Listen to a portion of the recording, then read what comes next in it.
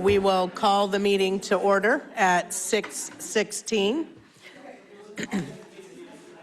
This is that time of year when everybody starts to gather and nobody listens.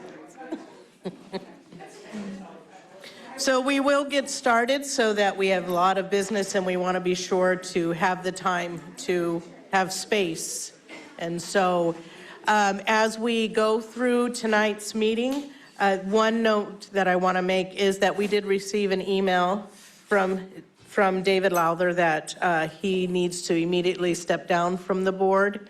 And so it is with regret that we say goodbye to him, but hope that he will be able to join us back around again.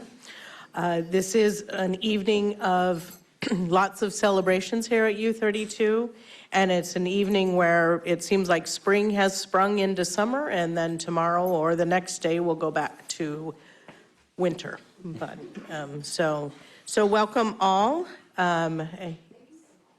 Our board members who are eating, are you able to hear? It's fine that you're in line. I just want to make sure that, because the question next is about adjustments to the agenda. Are there any? I have a couple of notes. Yes, Zach. So we had an item from last meeting just talking about doing a resolution for the VSBA. Some of us have been working on that. We have some early drafts. Given that we are probably going to need to approve it next meeting, I was wondering if we want to take a couple minutes to talk about where we are, what we're thinking, to see if anyone had feedback for us to incorporate before we present something to saying we kind of need an up or down.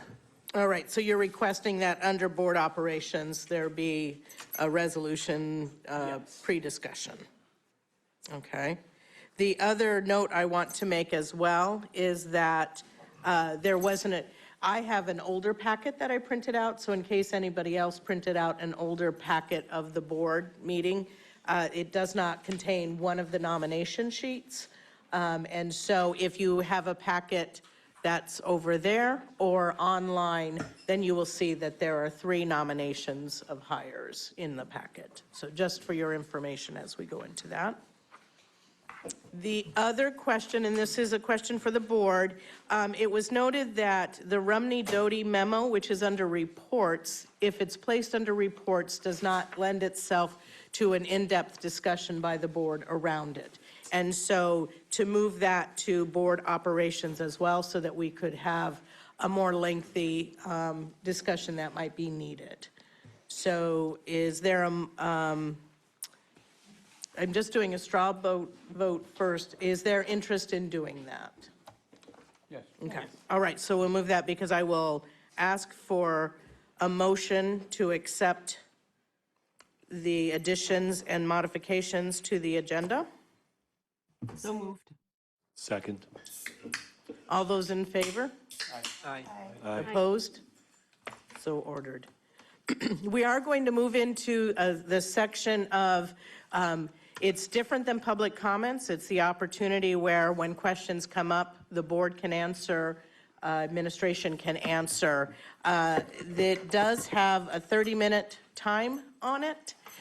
We know that there are lots of important information and questions that people want to share and to ask. I would ask that we keep it at 1.5 minutes for your question, rotate around, and if you have a second question, certainly as we go through the line. When we get close to that 30-minute time, we will do a check-in, and if we are moving on with the agenda, then I will ask for the questions that are remaining to be read into the record and that. So now we are moving into the question and answer, and so. Can I clarify, is that just, this is for public comment, or is this merely for questions? It's the same. You can make comment. Yeah, you can make a comment or you can ask a question that can be answered. Mm-hmm. I see a hand up. Deborah Bloom.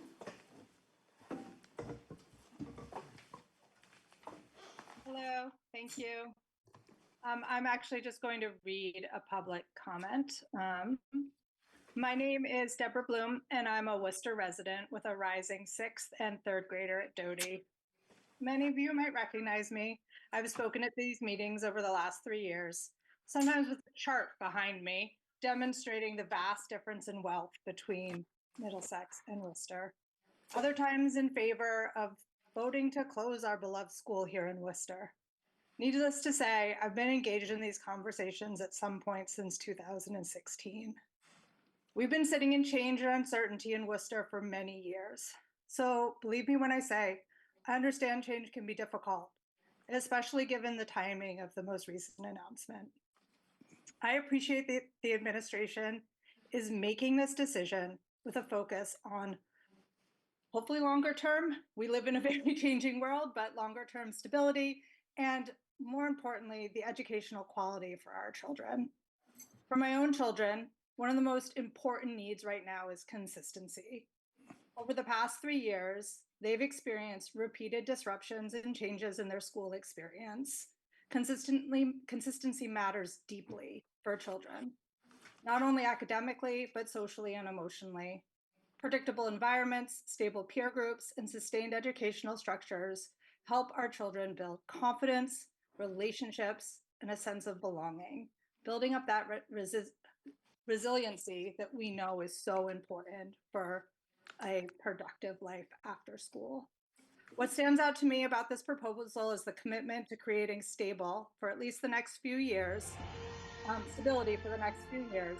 Knowing what to expect and being able to settle into a consistent school structure has real value for students and family. I think I'm out of time. Is that what that singing was? Yes, that is what it is. Thank you. Okay. All right, I will submit this through email Thank as you. well. Thank you. Yeah. Other questions, comments? Yes, come forward.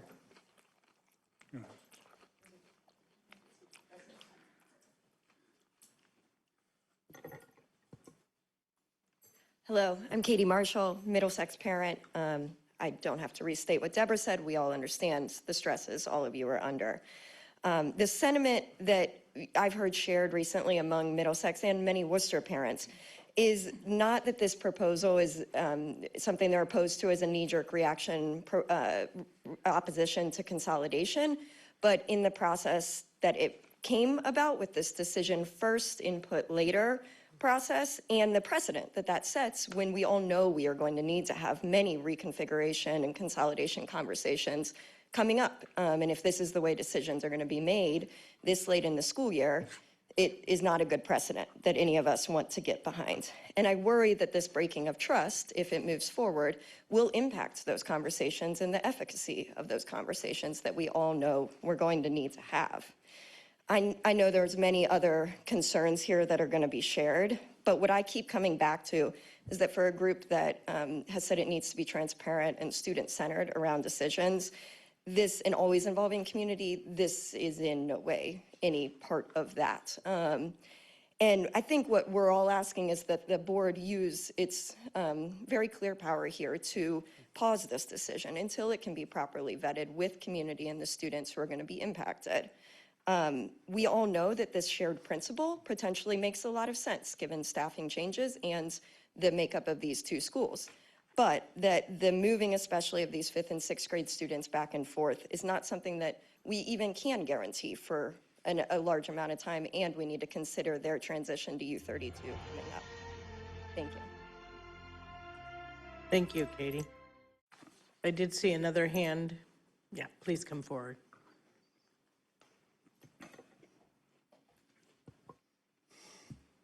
Hey everyone, it's Becca from Middlesex, Rumney alum, U32 alum, parent of rising 4th grader, rising 6th grader, and daughter of a 25-year Rumney teacher. So I felt a real sense of loss when we were merged as a district. But like it or no, we lost our world language program at Rumney. But like it or no, here we are, right? And the district's kids are all of our kids. And we have an obligation to provide an equitable education for all the kids in our district. And I think this proposal comes the closest to doing that than anything I've seen come from this administration or board in a really long time. And I think our job as parents and community members is to make sure that it's rolled out with as much equity and accessibility for everybody as possible. And I think that's going to be hard and thorny. And I think that we're going to keep holding you accountable. And we're going to make sure it happens with as much equity and accountability as possible. And I know it's not going to be easy. The thing I want to focus on more than anything is that there is so much more of this to come. If H955 passes, the impact of the foundation amount on our district, we aren't going to be voting on anything anymore, right? None of these decisions will be our decisions. And if we move to a foundation system, we will have so much less money as a district to spend on our kids. I don't even think we can imagine the impact that it's going to have on our educational quality and our equity. The per pupil amount is much less than what we have, and we only know it's going to go down. So I would invite everyone in this room and online to join me in really pushing for the kind of equity that we need across our state, and pushing our legislators and the folks in Montpelier to make sure that we are fully funding an equitable education system for every single kid in our state, because they are all our kids. Thank you, Becca. Hi, I'm Kathleen Butchin. I live in Worcester, Vermont, and I have a rising sixth grader at Doty Memorial School in Worcester. Basically, I feel like I'm back in the Callis gym in 2024, and that's how long we've been discussing these matters. And I feel like we lived through 2024 discussing the board vote as to what to do with our 5-school system. We lived through 2025 discussing a possible Turtle Island lease, and now we're living again through 2026. And to me, I just want to say this, out of all the models we've lived through since 2024, this is the most shared model. This is the most equitable model. And that's what I support. So I do support this model. I think it gives our kids a leg up when they come to U32. It gives them a bigger cohort. It gives a rich pre-K through to experience for both communities to enjoy all the riches that the Middlesex Rumney School provides, like a ukulele room, a playground, a kiln, a maple sugaring program. And it gives, again, that bigger cohort a leg up when they go to U32. Where it happens, this has been etched out this way, but we've been talking about this really since before my kid was born, and that was in 2015. And so here we are at 2026. Thank you. Thank you, Kathleen. Additional, anyone?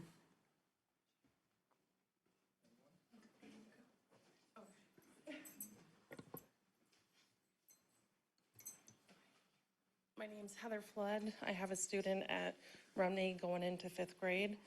And based on that comment, what I feel is, what is my son and our future 5th and 6th graders going to get out of Doty? Because everything that was just mentioned about Rumney providing all this glamorous stuff, it's not going to happen at Doty. I've already heard that, things are promised to Doty and nothing happens. So I really don't want to send my child to Doty because clearly there's nothing to offer. Thank you.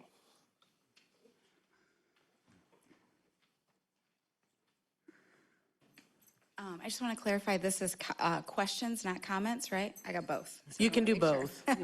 I'll just do questions for now and come back at comments. So I'm just going to fire off some questions. I'm sure there's not answers right now.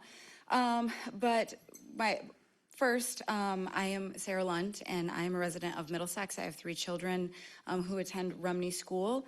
And a lot of my questions are very much connected to organization around these things and planning. So 1, have IEP teams been convened to review and update each eligible student's plan in light of this move? Will the receiving schools have the required services, specialists, and accommodations in place on day 1? Have these families been individually notified and consulted? Will transition planning meetings be held with adequate time for families to prepare their children? Step 1 for students with disabilities. 2, what data and research information formed this decision? What was the support behind this? What evidence-based framework was used to determine that this reconfiguration would be beneficial for all of our students' outcomes? Thank you. Stephen, did you want to answer any of those? I would say that those require a pretty lengthy answer, and so we are putting together an FAQ document from the questions that we've already received. We'll have that out tomorrow or Friday morning at the latest. I'll work on incorporating these questions into it before we release it, so that we can have that. But yeah, I don't want to take up too much time. Okay. Did you want Julia at all to explain? Okay. We're good. Next person? Hi, I'm Kate. I'm a graduate of East Montpelier U32 as well. My kids are in Rumney right now. I am the sole nurse school sub for the entire district at this point. I've attended both community sessions regarding this implementation process. I've raised my voice. I've also let my emotional guard down to the point of publicly shedding tears. But tonight I'm here to express my serious concerns regarding the process surrounding this recently announced reconfiguration proposal, including whether the district's action complied with Article 15 and Vermont's open meeting law. Article 15 was adopted following Act 46 specifically to preserve meaningful local voice after our district shifted to a unified board. It required that district boards shall provide timely and sufficient opportunity for local input on policy and budget development. This reconfiguration proposal clearly pertains to both policy and budget development. It fundamentally restructures the elementary school model within our district between these two towns. Staffing allocation, transportation plan, and operational implementation, so on and so forth. I don't want to spend my time talking about that. What is particularly concerning is that the superintendent later justified the accelerated timeline, saying, "We acknowledge your citation of Article 15 and the community's frustration with this decision-first approach. The clear reason was the need to urgently finalize staffing assignments and essential operational details." That statement matters because it directly connects this restructuring to staffing assignments and operational planning. Precisely the types of policy and budgetary considerations Article 15 was intended to ensure communities has the opportunity to weigh in on. Additionally, on May 5th, the board entered an executive session citing personnel as the rationale and specifically included the superintendent along with principals of Rumney and Doty. Please give me 20 more seconds. The two schools directly impacted. However, Vermont open meeting law is clear that executive session exceptions are intended to be narrowly construed and not intended to exempt broader public policy deliberations from public review simply because personnel implications may also exist. If broader restructuring considerations happen during this executive session under the umbrella of personnel, I believe there's legitimate questions that the community has. Lastly, these concerns are not being raised lightly. Public trust depends upon transparency, particularly when these decisions involve our children and their schools. And to the detriment of our entire district, this administrative decision that the board chair acknowledged today in email to me has done just that. It has eroded any sense of trust that I have in the leadership of this district. Thank you, Kate. Kathleen, I'm just going to check to make sure there isn't an initial person. Anyone online or, oh, sorry, Linda. I'm Linda Gray from Calais, and I would like to know how this decision was made and when. Was it made in executive session? Was it made in an open meeting? I've been to all of them. I haven't heard the board discuss this, but I've heard that the board supports this. So how did that happen? I'm really concerned about the open meeting law, misuse of executive session, Article 15, and I will say that it was too late to change where the Calais pre-K was going, but it wasn't too late to move all the Doty and all the Rumney students. So I don't understand the logic. You're not making sense to me, and you've lost my trust. So I would say that there was no decision by the board around this. This was an administrative decision based upon class configurations and personnel. And so the board was informed of the personnel matters that in the executive session, which is why we went into executive session for that.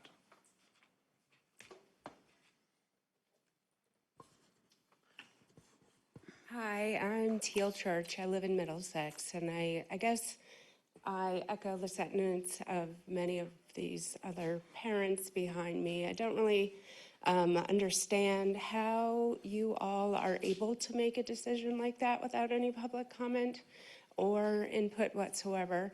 But I do have a question for you. If the study was done to show that the Doty students can fit into Rumney and get services, what is the point of causing all this chaos and upset for children unneeded, if it's not actually needed, other than creating a fake middle school for 2 years potentially? So can I clarify, are you asking why we didn't just move all the students? Yeah. But, so we're not able to, according to our Articles of Agreement, close a school. We do have the authority to move grade levels for creating class sizes, for any of the administrative pieces for that. But we could not close a school without the vote of the town. And so we can't just move all the kids over. So we looked for the next best solution to create grade levels that were single grade levels, so that would support our math instruction, some of our services for intervention, as well as those things. And so we're having to split the students between the two schools because of that. I hope that answers your question. It does. I Yeah. think that there needs to be greater discussion around all of this as our children. As you all know, kids will be impacted with this decision. No matter what we do, no matter what supports we put in place, there will be an impact. Thanks. Okay. I see that Jesse has raised his hand online. We'll go online and then next to you. So Jesse?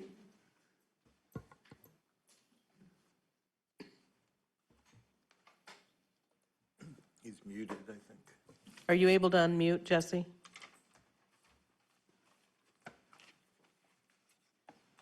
Mute. There. Hi, I'm Jesse. I'm a Middlesex resident. I have lots of concerns, many of them being very pragmatic and financial. Seeing we're running 2 facilities with the same exact staff, 10 minutes apart, this seems like an illogical waste of time for resources. Not saying that the social emotional impact, the leadership impact, and being at both community forums, there is no clear plan to have done this. We should have been joining these communities and building a school. Nothing has been talked about the quality of education and raising that bar, which we have an opportunity to do by combining resources. Not to mention to echo all the sentiments from the other people who brought up about doing this in the dark. I know that Doty parents and the Worcester residents weren't fully informed on their vote. So they weren't able to vote knowing all of the information, because this plan has clearly been invented as a Band-Aid. And those are not my words. Those were used at the community forum last night. So I'm just raising lots of concerns about lack of planning, lack of services. We're having half a principal, half a nurse. We have kids who need stability, and this does none of those, even though if it shows it on paper. Again, no trust. Thank you, Jesse. Good evening. I'm Natasha. I have a daughter in Rumney. She's going to be in 5th grade. In written correspondence with the superintendent, you confirmed that the decision was, I'm quoting, finalizing staffing and essential operational details.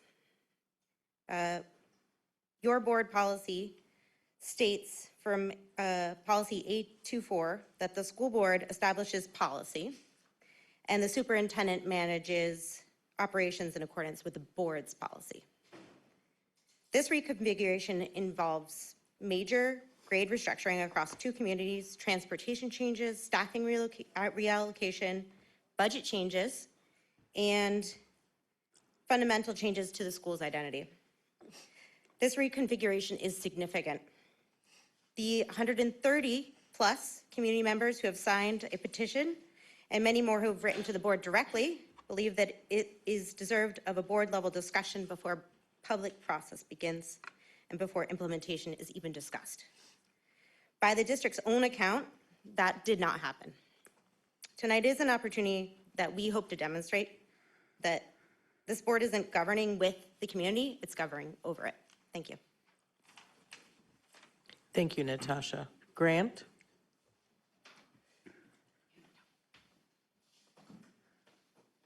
We're just going to go to Grant first, and then you're next. Grant's muted as well. Yeah. If you're able to unmute Grant. I believe I'm unmuted now. Yes. Okay. So this feels like COVID all over again, because a week before school opened during COVID, there was no plan. So we decided to not send my son to school because we had the ability to, for 1 year, hold it back because there was no plan. This is no plan again. We don't know what's going on with the principal situation at Doty, because that's where my son will be going next year. I understand it's going to be somebody who's part-time filling in, but there's no information on that. We don't know what's going on with the nursing. I know many parents are concerned about IEP. They're concerned about transportation. They're concerned about the openness of this not happening properly. I am going to wait until the FAQ comes out this week. However, from what I've seen so far, nobody's questions have been answered, and it's probably going to be referred to the state's attorney general's office. I've already contacted them once, and I will probably be reaching out to them again. That's all I have right now. Thank you, Grant. Good evening. My name is Pat Bigham. I'm a resident of East Montpelier. I have two grandsons who will be affected by the decision to move Middlesex to Doty. And also, I'm here to comment on the policy change. I have no real opinion on the validity of the policy in terms of whether it's for the best interest or not. I assume it was made with the best interests of the students in mind and the concerns that you have. I also know that there's a dispute about what the best interest really is, and that's a dispute that should have been aired in a local forum before the policy was implemented. I think that the process in which this policy was implemented was simply wrong, undemocratic, and in my opinion, illegal. The reason I say it's illegal is that under Article 15, under the Articles of Agreement, the district shall provide timely and sufficient opportunity for local input. That didn't happen, simply didn't happen. So the question is, why is that article here? And as you know, this was the original Articles of Agreement only had 14 provisions. Article 15 was amended because each of the towns gave up their local school boards, gave up their control. But they wanted to have some say in policy matters. And so Article 15 was built into the actual structure of the Articles of Agreement. And the reason for that is that in policy decisions such as school configurations, sending children from one town to another is a pretty significant impact on the community members. And I think in this particular case, I know my time is up, I don't think it's the right thing to do, and I request that you put this policy on hold, go through the process, because if it's not just Middlesex and Worcester today, it's going to be all 5 communities tomorrow. So we should go through the proper process. Or I will empty the dishwasher if you can pick up. Oh, wait. No. I got it. Thank you, Pat. Thank you. My My name is Kristen Freeman. I'm a parent of a current fourth grader and kindergartner at Rumney. As a family with two full-time working parents, the transportation and logistical impacts of this late announcement are significant. I will do somersaults to make them happen. I keep doing it. I care so much about my kids and our community. But changes like this affect work schedules and the daily structure that families so depend on to function. For our children, these changes are less about logistics, although some for sure. They are experiencing a loss, uncertainty, and disruption. Last week, when I asked my daughter how she felt about this change, she said, "So, I'm going to get on the bus, stop at my school, get off the bus and look at my school, and then get on another bus to another school." Students will be bused to a school from their school that's not closing, but has effectively been closed to them. They'll look at the building they've walked into thousands of times in their young lives, where their artwork is on the walls, in the woods where they've played and learned, the classrooms where many have grown the last 7 and 8 years, but they're not allowed in, and we're not allowed to be part of the conversation. My child's school is closed to her now. Regardless of the outcome, families deserve to be part of these conversations.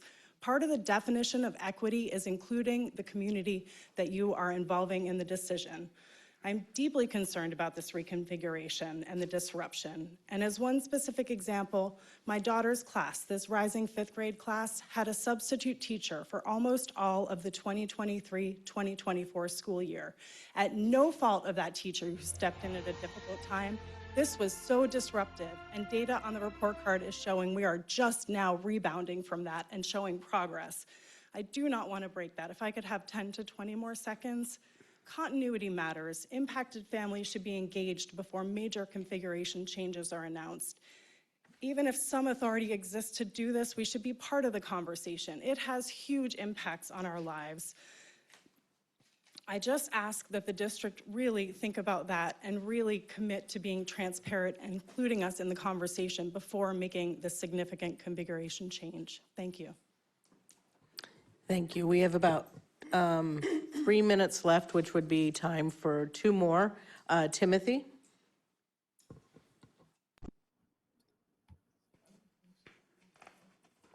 Yes, thank you. I'm a Middlesex dad. My 4th and 5th graders have each spent more than 30,000 hours of their lives in Rumney. That's their safe place. This whiplash decision is directly emotionally damaging to them. Just straight up. Rumney is their school that you're taking away from them. It's their safe place. You're yanking 2 classes of pre-puberty COVID kids out of their safe place. Sit with that for the next minute. That's what this decision does, is takes 2 classes who called Rumney home through a lot of upheaval in the world. They called it their safe place. It's where their artwork is, and you're yanking them out of that. Don't think they don't feel that and know that. And don't think there won't be emotional, damage that it creates. I mean, isn't it about the kids or is it just not? I mean, that more and more, I'm thinking it's not. And that's really what I thought Vermont was all about, was the kids and community. But this really flies in the face of that. It's really disappointing. Thank you. Thank you. And I do see that Hannah's hand is up. Kathleen, are you able to wait?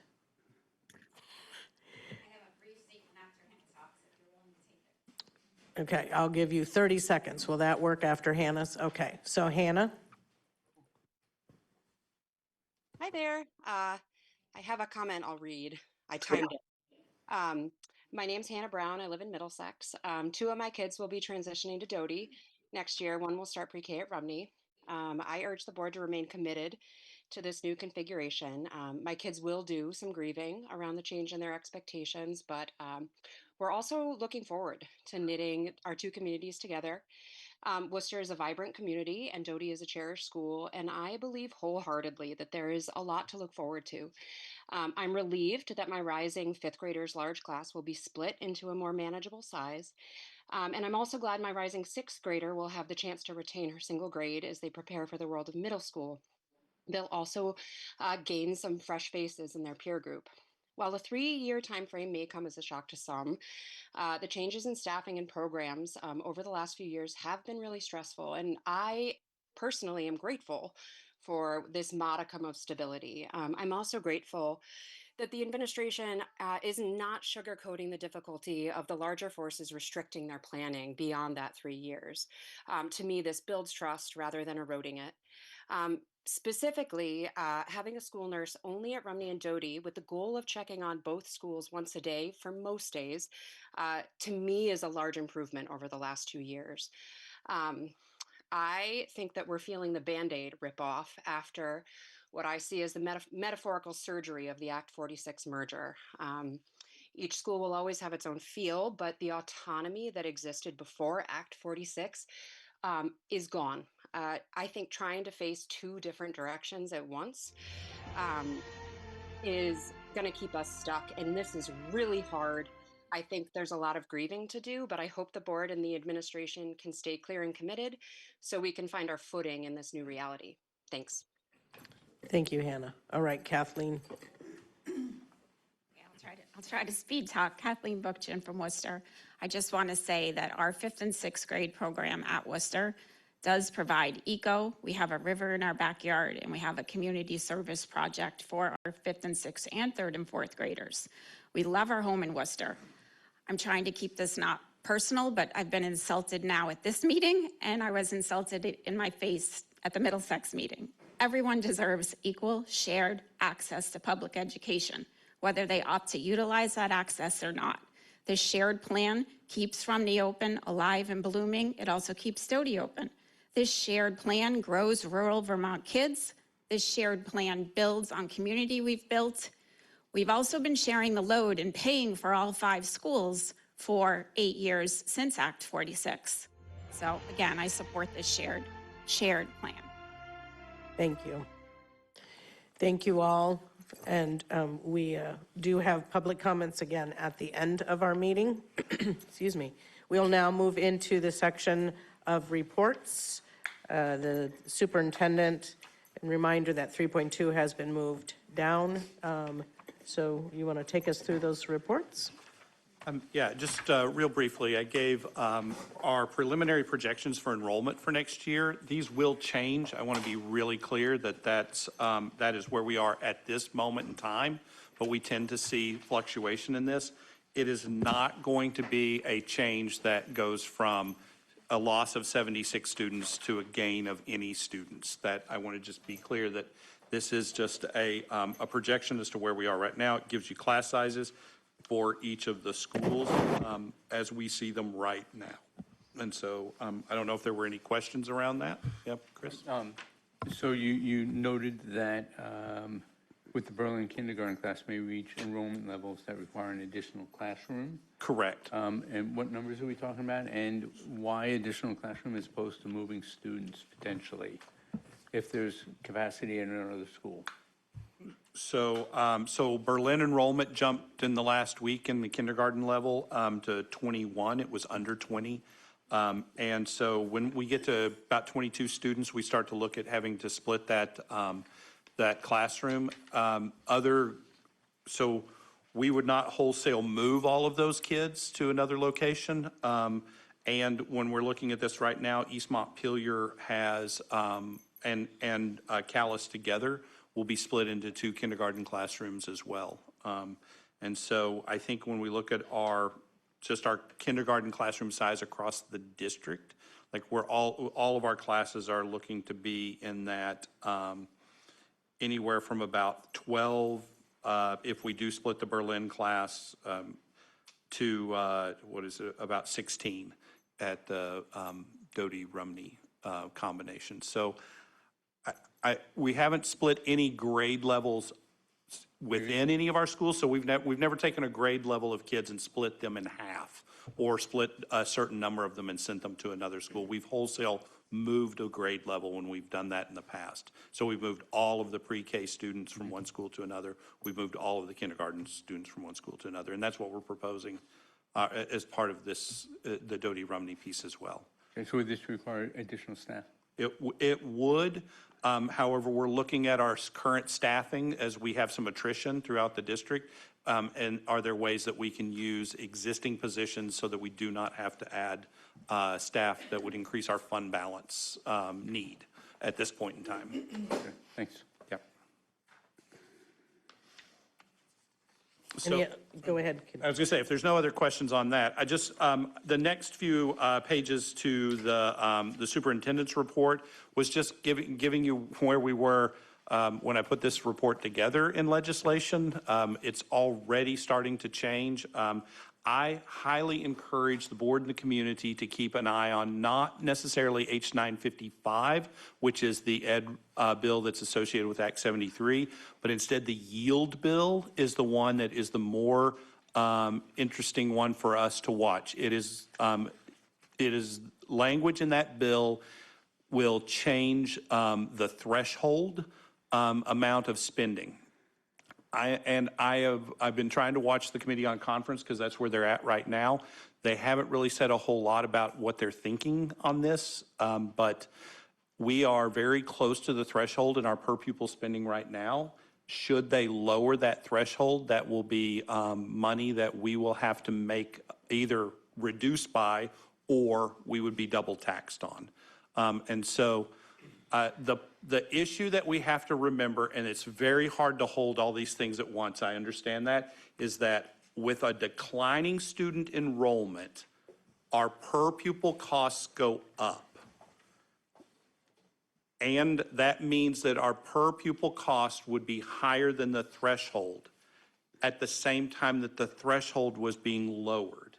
So we have, it's a double hit depending on how they look at enacting the threshold provision of this bill right now.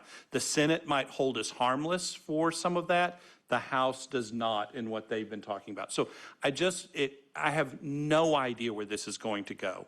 But I really do think it's the more important for us to keep an eye on that right now. Most of the legislation around 955 and Act 73 is about regional service areas. It's about voluntary mergers, which are all things that will affect us potentially down the road. The threshold would be in our next budget season, and it would be pretty significant for us. So that's why I'm saying that's the more important one to stay up on right now. Okay. Sorry, just trying to get a clarification. When you say it's in the next budget season, so this would be for, this is for the budget that we would be discussing next fall? Correct. Or is this changing what we're looking at for this year? No, it is. Oh, okay. It'll fiscal year 27 is set, and we're waiting to hear what the yield does to that.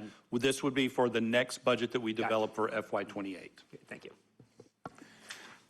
Some of the versions I've seen of this are a phase-in approach. Are the ones that are gaining steam right now also phased in, or is it an axe? So the House version that they've been talking about is more of a phase-in. The Senate version is not, but it has a hold harmless provision. So if you think about this, the Senate one would hold us harmless. Our spending would have to be capped at where it is now. The House would lower our the amount that we could spend for the threshold. What it essentially does is there's nothing good in between those for us. So there's no middle ground between those two proposals that are helpful to our district. And I really can't say which one would be better for us right now, or I would say that we might want to be active on this. I think it's just making sure that they enact something that is not, what would be terrible is if they went to 112%, which is 118% now. If they went to 112% on the threshold with no hold harmless, that would be a significant drop. The estimates for us are anywhere from about $1.6 to $2 million if there was no hold harmless in that. And so that that would be where I would say we would want to get pretty active, is if we saw that they were doing both of those things. Yeah. More questions? I think Chris has another. Okay. You noted that the Medicare system is changing. Is that projected to increase any revenue to the district for services? And if so, is there a calculation as potentially what that might be? So, so Chris's question is around, there are significant changes to the way Medicaid is going to be, how we do the Medicaid system within schools next year. They have said that there will be some increase to that. We don't project any major increase in our Medicaid funding. And I would just say, we're not sure how this system is fully going to work right now. So I don't know where we're going to land. We expect to get the same amount that we get now, but it is pretty significant changes to how we communicate with the state. It's a whole different agency in the state. It used to be through the Agency of Education. Now it's through AHS. And so we're still waiting to see more information on how this is going to work. I see Elizabeth shaking her head because it is, if you're in the schools right now and you're any part of Medicaid, we're all waiting for information right now. But I just want to make sure the board was aware that that would be changing. And it doesn't cover services. It is not, it doesn't go toward any of the special education costs. It is designated for whole school. Right, okay. Yeah. All right, and then on a note of celebration, so Lisa LaPlante, our Director of Student Services here at U32, is named Professional of the Year by the New England Association for College Admission Counseling. I know that she is online here somewhere. I think I saw her there. This is a wonderful award. A colleague nominated her for this. She did not know. So it was a big surprise, and it's a great honor. She gets to attend the conference at their expense, which we love, and be celebrated for this. So it's a really nice award for her, and we really want to tell her congratulations if you're still out there, Lisa. Yeah. She's hiding there. I see her. Great. And then you saw there's some information for finances, facilities, if there are any questions around those or HR.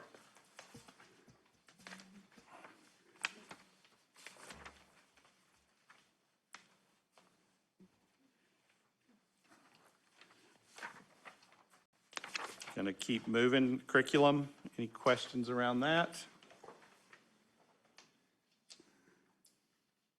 So we updated our continuous improvement plans and resubmitted those. They're on our websites for us. We'll spend more time with that in Ed Quality, talking about our continuous improvement plans. And here. And here, yes. All right.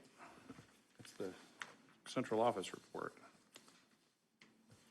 So the next throughout are the reports from principals and from the different schools. Is there anything that principals would like to highlight or any questions that we would have?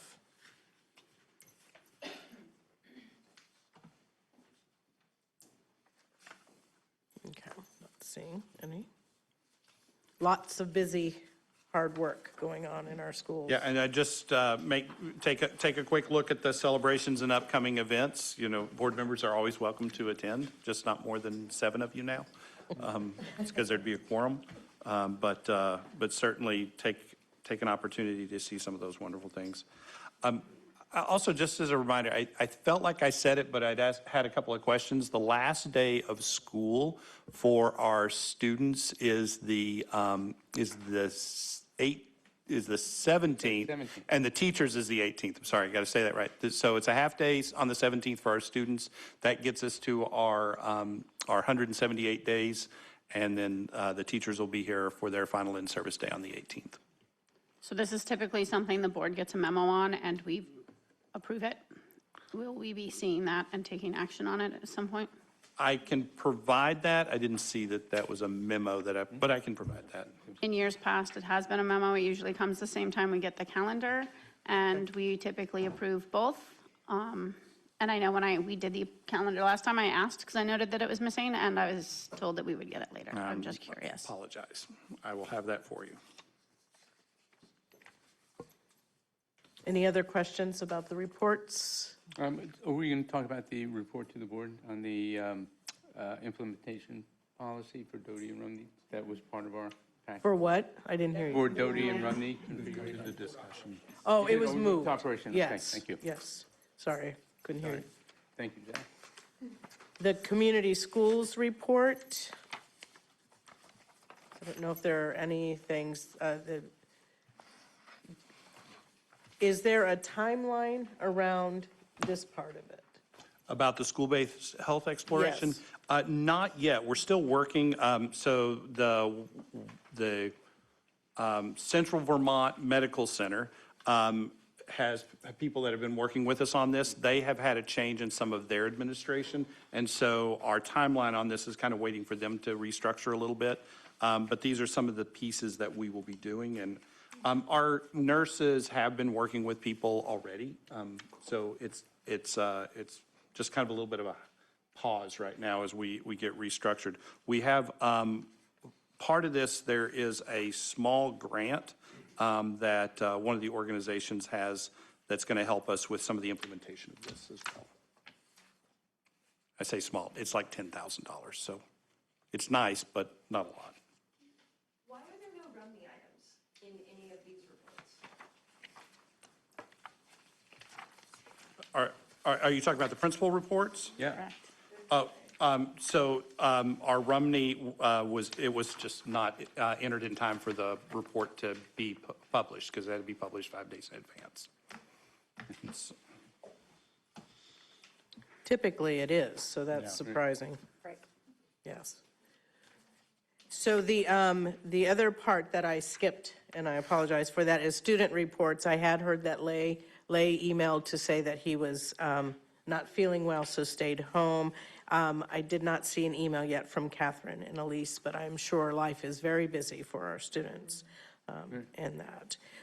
Natasha was not able to be here, but she did ask for me to share an HJC report that we are excited to welcome 2 new student co-chairs, Simon, who will be in 9th grade, and Charlie, who will be in 10th grade.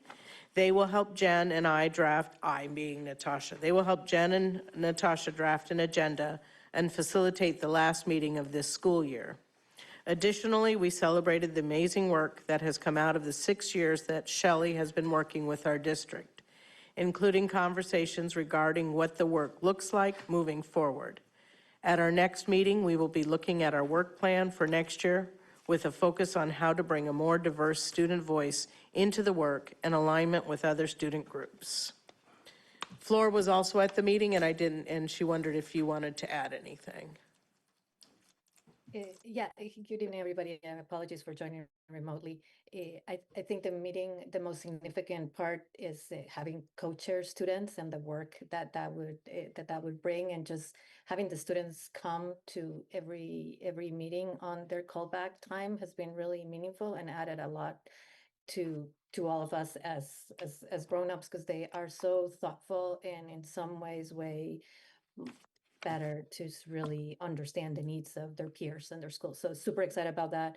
And then just wanted to really thank publicly the work that Shelley has been doing. There's been a couple of celebrations for Shelley and the cohorts that she has had over the years, and how we don't lose track of all the work, and how we continue to continue to add systems of all the work that she has created for all of us. And that is it is work that has been throughout the district. And I know that she's been doing a lot of work with the elementary schools too, so we should celebrate that. And we worked at our last meeting on thinking about things that we can change as school starts next year, and those partnerships with belonging. I think one thing that will be nice, and we'll email to all, I don't have it right in front of me, is that we created a poem. I might read it at the end. I don't want to lose our flow right now for Shelley of all of the different pieces that we all read through the different cohorts. But I think we should all try to applaud Shelley because this is her, maybe in June, invite her to come over to our meeting and have her celebrate and share a little with us, because it's been really meaningful. Thank you, Flor. And in true Natasha fashion, she wanted to remind us of the pilot presentations that are coming up the first 2 weeks of June, and if we're able to attend, we should, that Amy Kay sent out an email with a calendar attached. So that is the HJC report.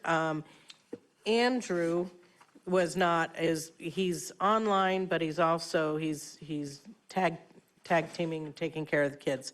So he asked that I share the report for the Career Center, that per Jody's comment at our last board meeting, the Career Center Facilities Work Group has given their presentation on potential locations and ideas for a potential expanded site. The official recommendation to come out of the work group is to engage with U32 regarding the potential of building a satellite Career Center campus on the school grounds. That said, the Career Center Board does have a desire to get this conversation on our agenda in earnest to begin/pick back up these conversations, whether that means a joint meeting or one group visits the other. Yeah, and I met with Jody just to get some basic information on this, and so I explained to her that it'll be best for them to come with a proposal as to what they're looking for and what they need to start the discussion with us as a board.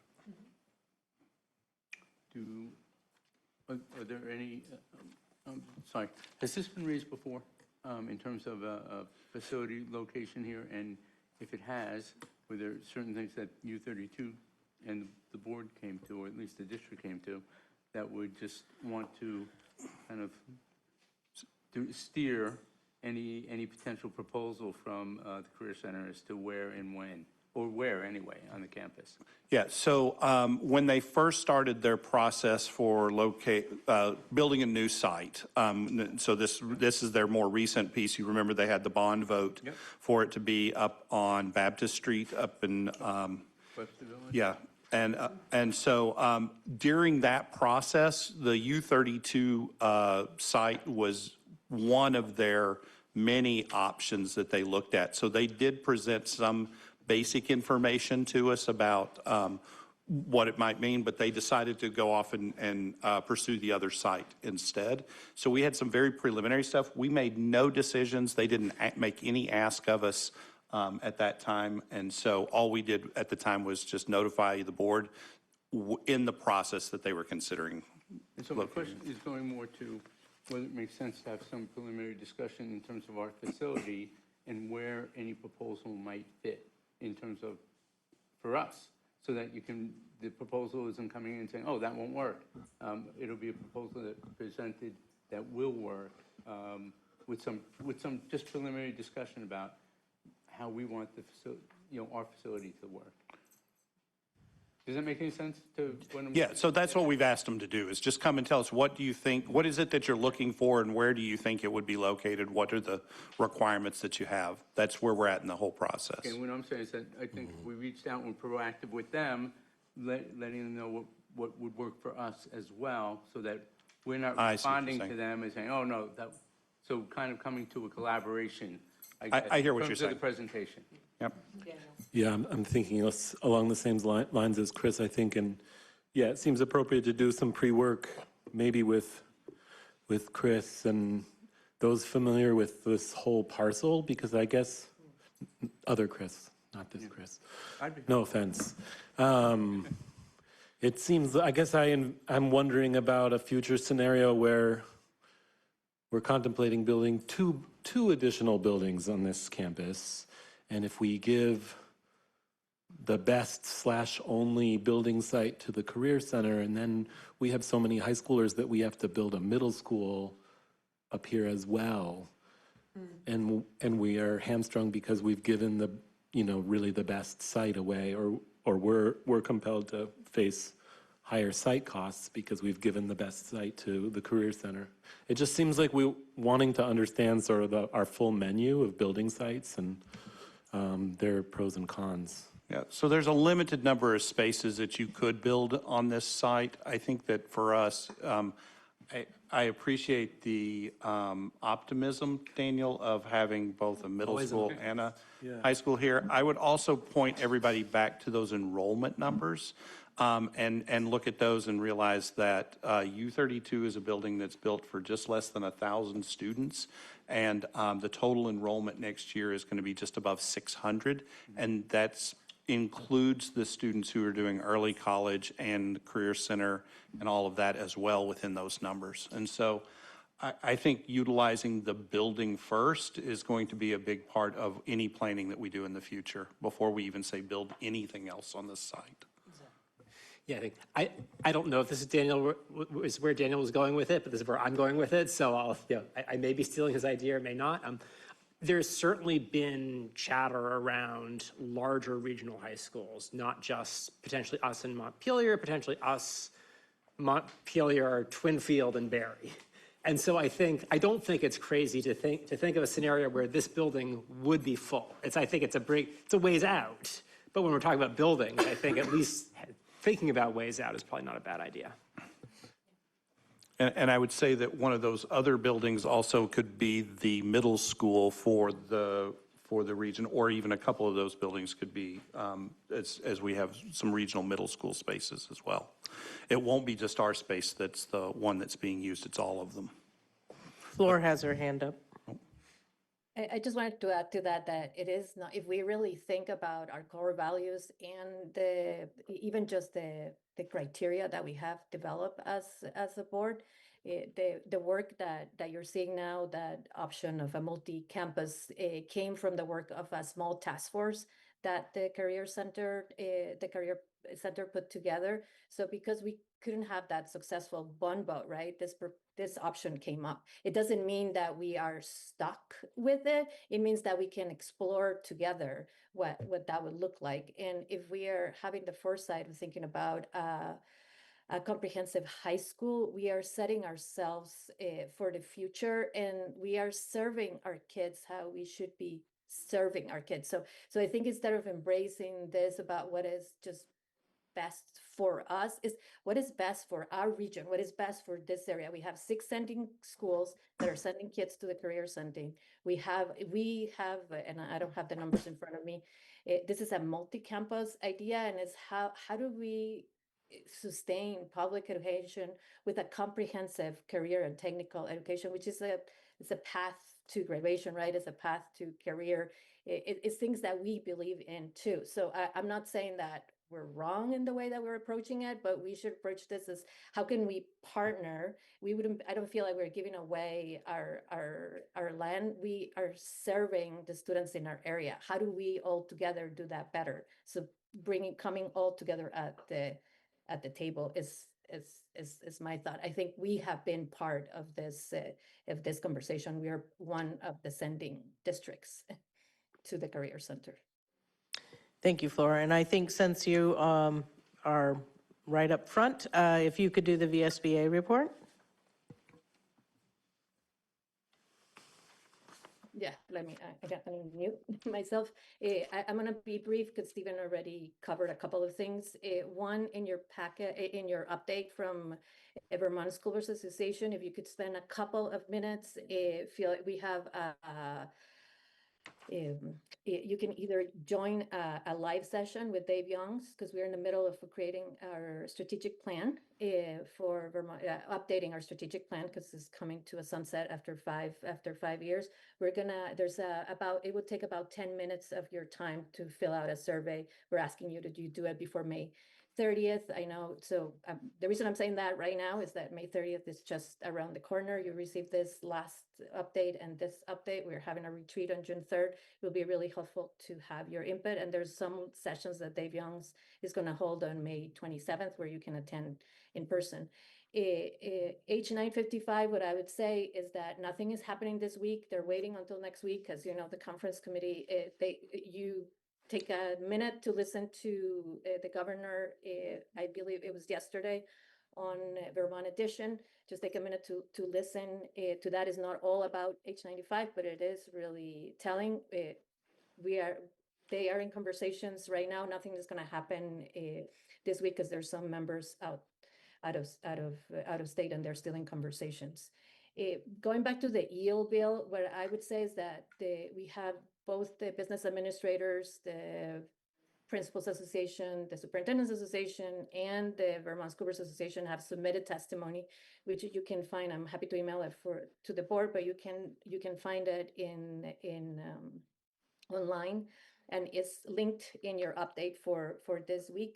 I think the biggest thing, like Stephen was saying, is like reaching out to our legislators, because what they are looking at right now, if we lower it to 112% in a single year, it's going to be really traumatic for our system. So a gradual shift is what we're asking them to do. And the one thing that, I'm not going to go into what Stephen already said, but the one thing that Stephen did not mention is the part of the pre-K part. So the state is continuing to emphasize the pre-K, which we already do, and we want to increase even more, but it's because it's a critical investment for quality and equity, not just in our district, but across the state. But we're going to be penalized by doing so on this proposal. So it is important that we continue to reach out, and we're doing that on behalf of you, but it's better when a district reaches out by themselves. So if to exclude the pre-K spending from the excess spending calculations would be really helpful. All of the other ones don't quite apply to us. You receive a table. We are sharing our complete work. If you go into your update today, you have a table as of May 19th of every bill that we're following in the legislature. There is a comprehensive explanation on the fourth column of the EO bill. And so if we can hopefully the Senate hold those harmless provisions, that would be really helpful. And both those modelings are linked in that table. And then there's been a lot of work in chronic absenteeism that we are way ahead of most, but that's something else for you to look at. And then the last one is just, there's too many. Please look at the table. I think that's all I'm gonna say, because I've been we lost the battle on not lost, but we made a lot of progress in trying to change the composition of the healthcare. We did not win, but there's a lot of acknowledgement that it is a problem, and continue to work on healthcare as a cost driver for our districts is really important. But the reference-based pricing is still is 190 is still being considered, but they have taken out the provisions that we were asking for. That's all I want to say for now. Thank you, Flor. Any questions for Flor? All right, that moves us into the next part of board operations. The communication committee update is basically we did not, there's a document on the work plan of the communication and community engagement. The committee has not had the chance to review that. We've been working on a few other items around. So we are bringing it back up next month so that we can get on a regular schedule and have our agendas out and have the minutes posted in that. So that is the update from Communication Committee. Zach, the resolution conversation. Yeah, so some of us are talking about a resolution around early college. As I think many of you know, many schools, our school in particular, sees a very significant impact from early college. We've had as many as 33 seniors leaving the building for early college. This year there was actually a movement among students to have a real senior year and stay in the building, and we got down into the low 20s. But it is a really significant impact on the school, and so it's an impact on schools across to varying degrees across the state, but it's also a product of creates some really different opportunities because where early college is used is really uneven. And so we're proposing a resolution to support limiting or eliminating the early college program as one part of the resolution, and to support an expansion of dual enrollment, particularly dual enrollment taught in courses in the high school, to provide advanced options, credit-bearing options for students, while not hollowing out the senior class. In terms of the argument we're making, the whereas section, the things we're proposing highlighting at this point are the fact that early college pulls seniors out of high school, that a vibrant community benefits all students in the school. We have our own data. We don't have statewide data on early college disproportionately benefiting wealthier students. So we're not sure if we wanted to keep that in, given that we're relying on our own data to make a statewide argument. The removal of early college students from high schools leaves fewer students in AP classes, which makes those less viable with a shrinking student body. The college's ability to charge additional fees above and beyond the tuition the state covers undercuts the promises that they'll be free to the student and further limits in-person options to wealthier students. That access to in-person early college varies significantly depending on where the student lives, and we do see real disparities across the state. That expanded dual enrollment could offer advanced course offerings, while students stay in the communities, and the loss of students decreases the long-term weighted average daily membership for schools and increases pressure on the education fund, which decreases resources for everyone. So I didn't know if there were, this is not an item that we need a decision on. This is an item that we'll bring something formal for the next meeting. But we want this is an opportunity to give feedback because we are going to need to approve. If we want to move forward with this, we need to approve at the next meeting, and so don't want to be editing significantly in the meeting. And so now would be an opportunity for feedback if people had thoughts. Feedback, Marty? Yeah, I had made some comments, but something's going on with my email, so they didn't post. The wealth issue, part of that I think is maybe suggesting that if this early college does stay, that it's just for the public institutions and not like Norwich or other schools. Norwich is going to get all the money out of you that they can. My daughter went to early college. It was the best thing that ever happened to her. So I think the program is important, but I think there's a great case to be made of enhancing college level learning at the school, both with advanced placement and dual enrollment. Dual enrollment, I used to work at CCV, so I know both those programs really well. Dual enrollment can work here because I believe a number of the teachers here do have a master's degree, which is one of the requirements for teaching the course. And I think it can work really well. I started to have mixed feelings about it because it was just a wonderful thing for my daughter. She was ready to get out of here. And I think having taught at some of the career centers, I would hear that as well, that I just don't want to be in regular school anymore. A lot of kids, when they get to that age, need something different. So we should be thinking, if this is going to not continue, the early college, we should be thinking of ways that encourage the students to stay here and give them what they're really looking for once they reach that level where they're ready to fly. Right. A lot of students, I remember, I don't know if it's still the case, maybe needed one more credit to graduate in their senior year or two. So it was kind of like a wasted year. Yep. So Thank we you, need to Laura. deal with those issues. Right. Other feedback, Ursula? Was there any consideration made to writing this as advocating for a study on not just early college, but AP class effects on equitability, right? We want equity for our students. AP courses don't guarantee college credit And so the kids put in a large amount of effort while also upholding a high school student schedule.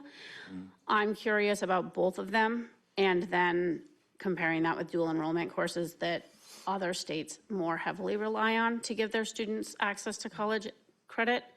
And I'm curious if you guys had talked at all about putting this in the way of doing a study so that data for the whole state can be collected, because VSBA resolutions are impacts to the whole state. And then, like, right, a future resolution can be take action on that study. And I mean, you could put a timeline in it too. Patrick and then Daniel. Yeah, I got a couple of clarifying questions, and then I'll make my point. Can we unilaterally opt out of early college? Do we need the state to? Okay. And then do all of the colleges that our kids go to, are they generally credits that can be transferred to other schools? And I know a lot of universities, colleges, that you can't, yeah, sure, you get a college credit, but the next college you go to might not. Like, I think Lisa is possibly one of our most. Is Lisa trying to answer as a subject matter expert rather than as a member of the public in this context? Yes. Yeah, Lisa, could you answer that question for us, please? I don't know if that's. A question around credits and how they transfer? Yeah. Or not? So you are all right in regards to your numbers. We did have one year where we had 33 students. Next year, I think we have 23 who are currently signed up. The colleges are getting, they're getting smart, right? They are businesses too. So whether it's dual enrollment or whether it's early college, if the class is counting both at U32 for graduation requirements and college, they are not accepting credits.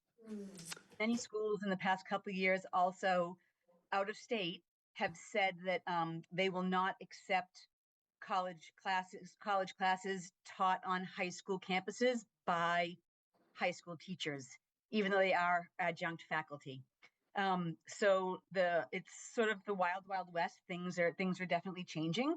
I think my worry, I was interesting. So I think you all know I came from Massachusetts.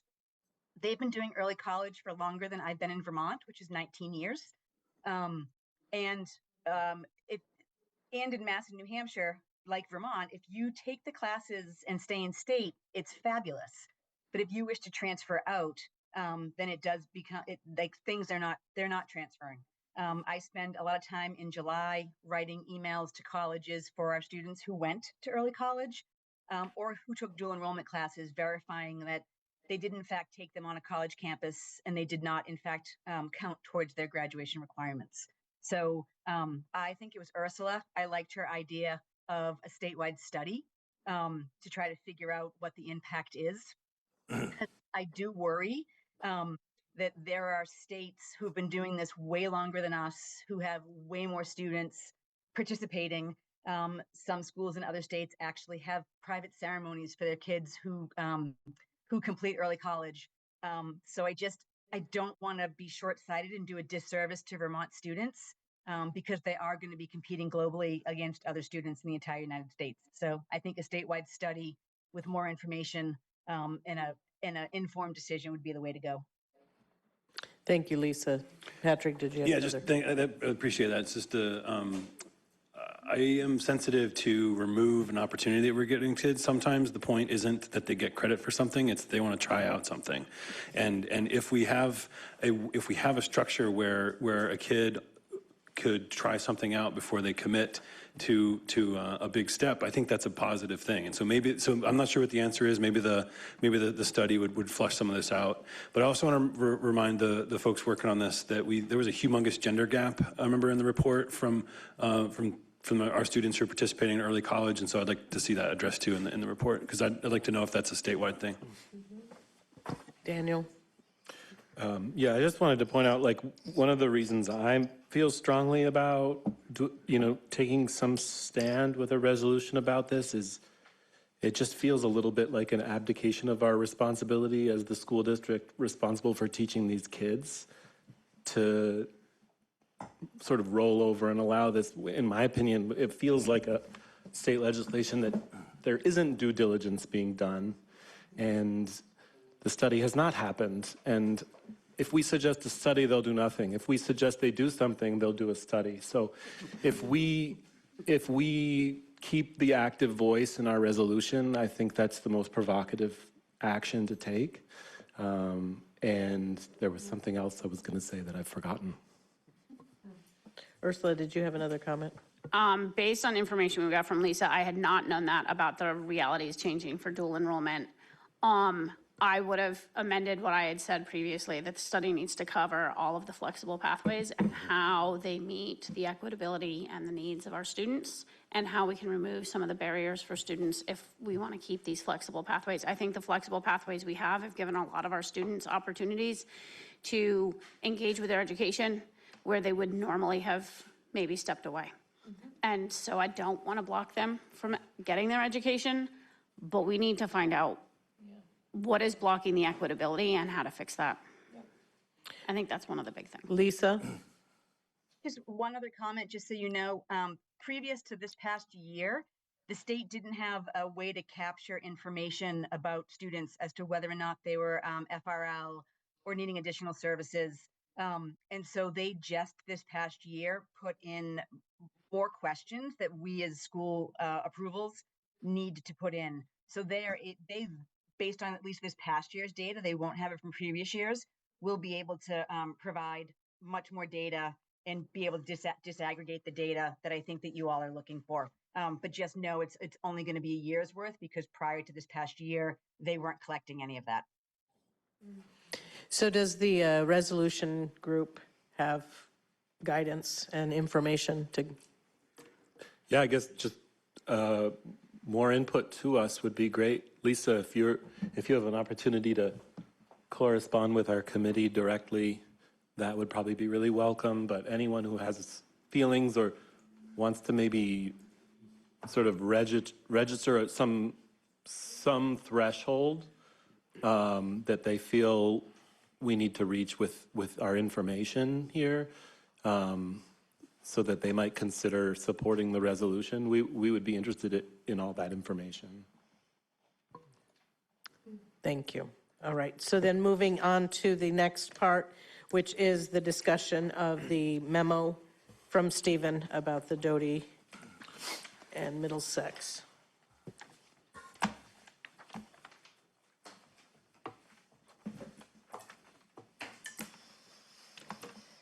Anything that you wanted to highlight prior to us going into our conversation, our discussion? I think it would be best just if the board had some questions for us to discuss.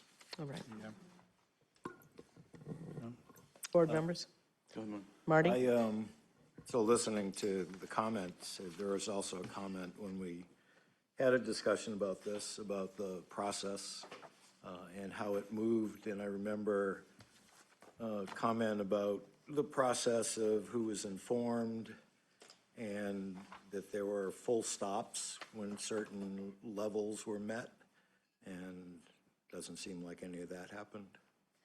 So, so we had looked at different ways of rolling out this information, and we decided to do it in this manner so that we could be clear about what we were doing in our grade level configurations, our staffing decisions, and all of those pieces. And so this is the report that was very similar to what was provided to our families when we sent out that message, and the message that I sent to the board as well. And so. Other questions, Chris? So there's been 2 forums so far. One at Doty last night, I believe, and one at Rumney last Thursday, and another one coming up at Rumney on the 28th. Yes. I think. I attended the one, the first Rumney one, quietly. What was my takeaway from there is that the decision has a very broad-based impact, and not just on staff and students, but families and working parents and things like that. And so what I'm hopeful for is that the feedback that we are hearing through these forums, and I think particularly what was resonant with me was a couple of working parents, one from Doty and one from Rumney, Middlesex, about the impact that has on their ability to get to work. That those tweaks, if things can be tweaked in terms of scheduling, to take those factors, those logistics, which are not necessarily student related in terms of getting students to school or the busing, but the way parents getting to work, which then has a ripple effect potentially into families and communities, that those are taken into consideration in terms of the logistics of making this whole plan work. Because it really, and it really, in a way, points to the, maybe the rationale of Article 15 of having rollout and discussion beforehand and trying to create a plan that addresses the different moving parts for, you know, the players, which are the parents, as well as the students and the staff. And so that is my hope, and hope is a reality. I hope it becomes a reality in terms of the feedback from these forums that I'm going to assume that the Doty forum was not much different from what you heard than at Rumney. Maybe it was, maybe it wasn't. I don't know. Very similar. Okay. Yep. Thanks. Yeah, and I would say that there, to follow up on that, Chris, I think that there are three areas that I hear making sure that we're very clear about and that we take into consideration. Transportation being one of those big pieces. The supervision of students before and after school, not just, so for students who are there for any period of time waiting for transportation, but then also community connections programs that are available for extended day opportunities for parents as well. I mean, that's something that we have had, and we just need to be clear about what those options are for everybody and what we'll be doing during that time. That's being incorporated into the FAQs, and so we've heard that at both of the forums and then here tonight as well. Zach and then Ursula. Yeah, to follow up on Chris's question about logistics, is it going to be the case that, like, for parents that now have kids at at multiple schools that either Doty or Rumney could function as a bus stop, where, like, if you're dropping off a kid for one, one could walk in the door, the other could get on the bus for the 8 minutes to the other school? Yeah, so we had explored this before when we were looking at the closure issue with Doty, is that having that school as a cluster stop for the busing as well.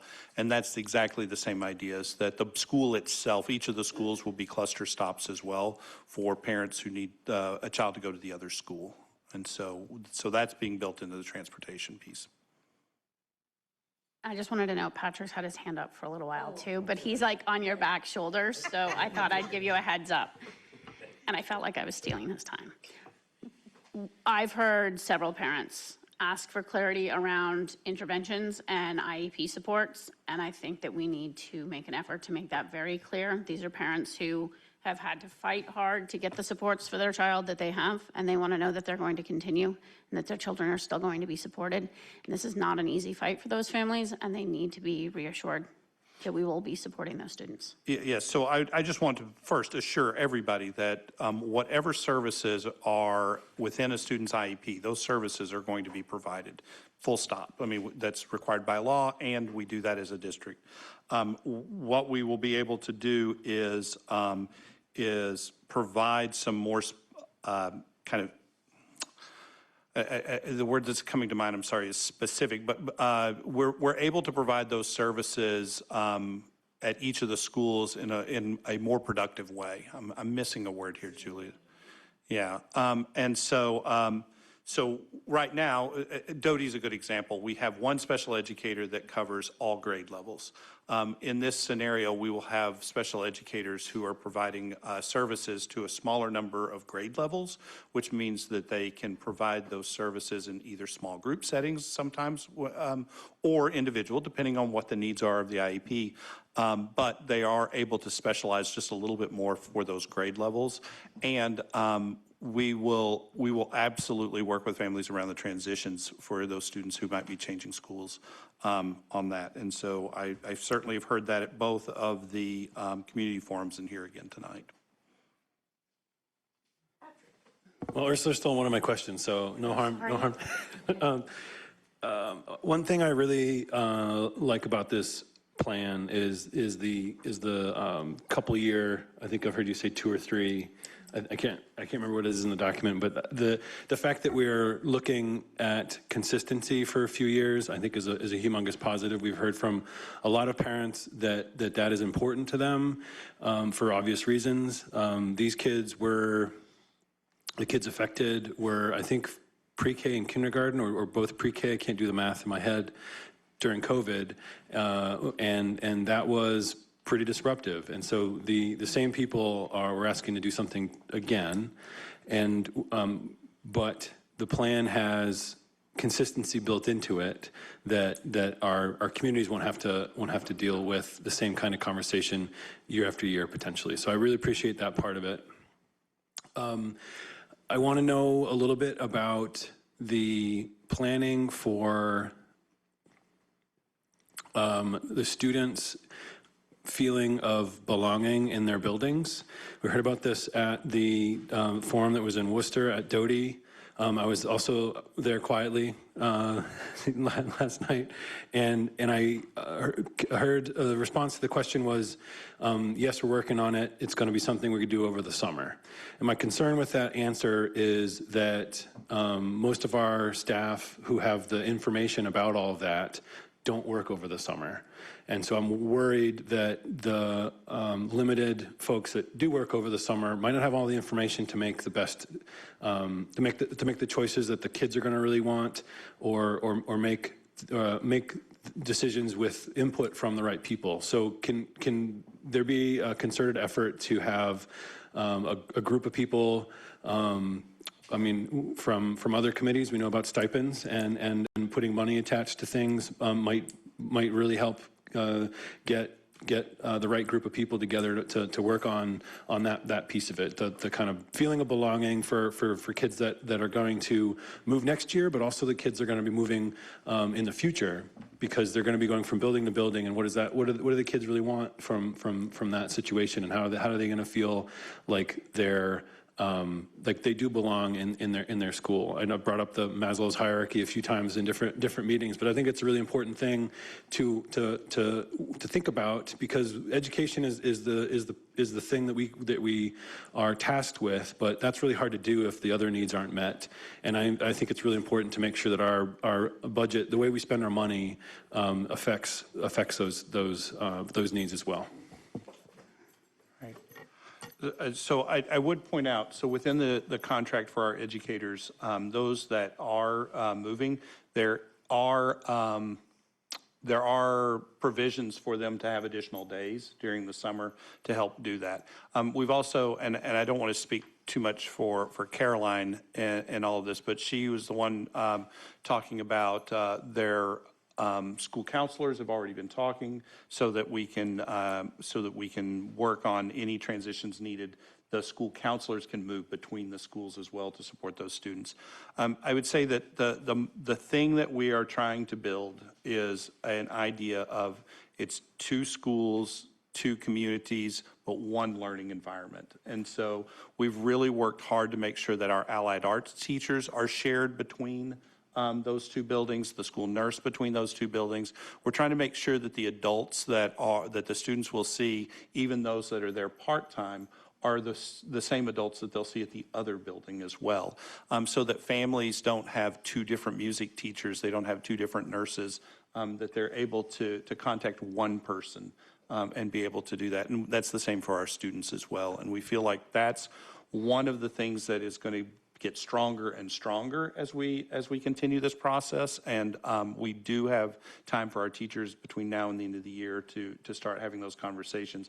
I also mentioned to the people that were at Doty last night, We're expecting our teachers to be together during our Wednesday professional time, alternating between the two schools so that there's more regular conversations between our teachers in those two schools, so they have more colleagues to work with at one time, because that's something that we've always heard from our smallest schools, is that having other colleagues is really important to them.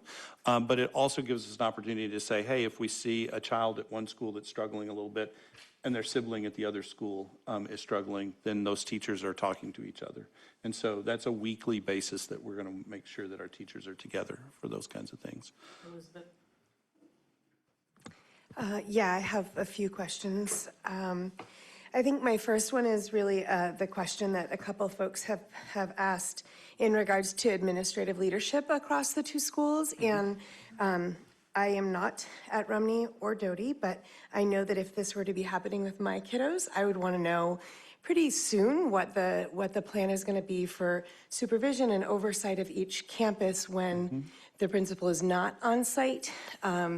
And just have kind of an idea of what that schedule looks like, because I think right now there's a feeling that there's going to be gaps, and from what I understand, that's not going to happen. But I do think, I guess my question is, when do you think you'll be able to provide more information about what that daily schedule or that coverage will look like?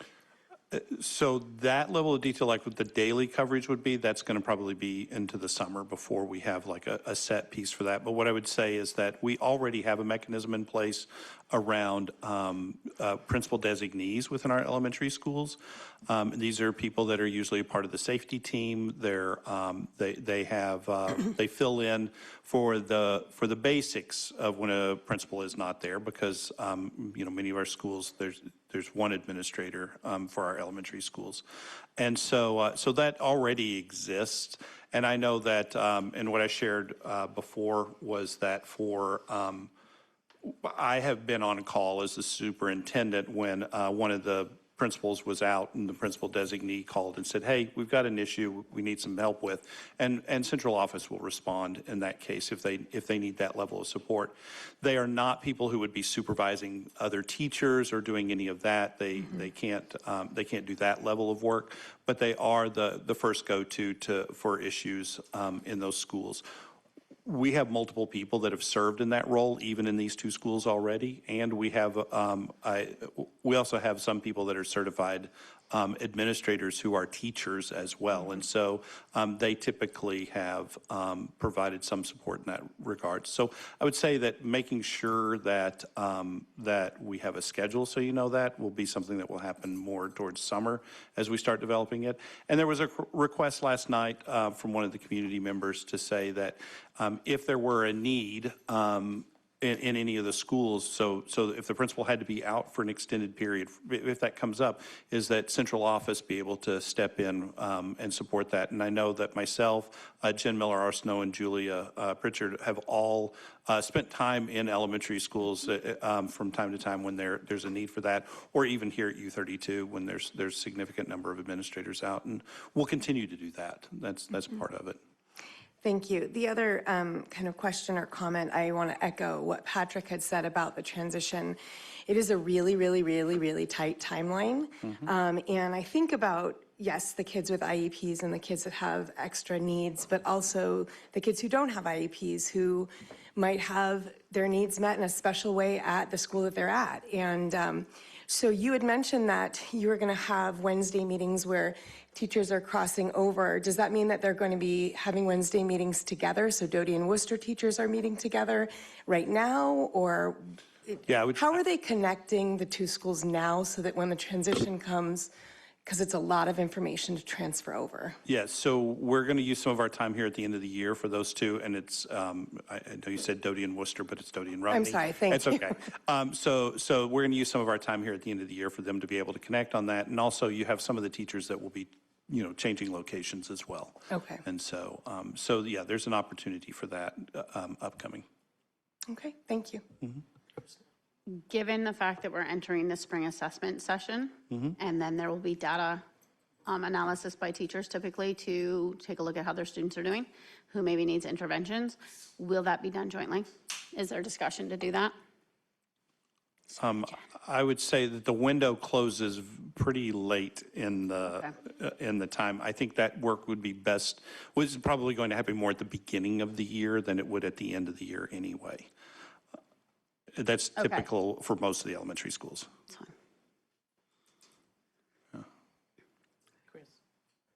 So, a couple things I think we, as a board, a couple of things we as a board should clarify. We've heard requests that this process be paused, and not had a response from the board. And my sense is that this process will not be paused, and if it's not going to be, we should be very blunt about that tonight for our community members. The second is that I've heard multiple times about a significant breakdown, if not abandonment, of trust. And despite the hope of building a one learning community through 2 schools, that is a very hard chore when you have a lot of angry and pissed off people who just have no faith in the process. Even though a lot may have faith in the result, the fact that the process failed them is a difficulty, I think, in terms of finding those wounds. So I would want us to pledge, and this is probably going to Katie's concern about a precedent being set for future grade movement, that we establish a process where this will not happen again in terms of a decision being made before any community input is solicited and considered.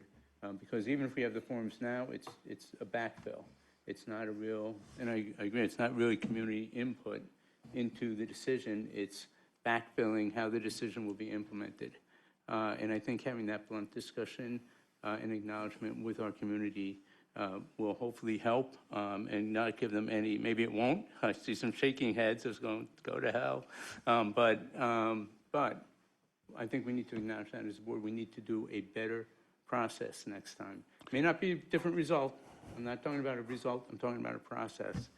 Because we do, Article 15 does talk about, inclusion and communication with the board, and it's in our, our core values about transparency and inclusion and community input.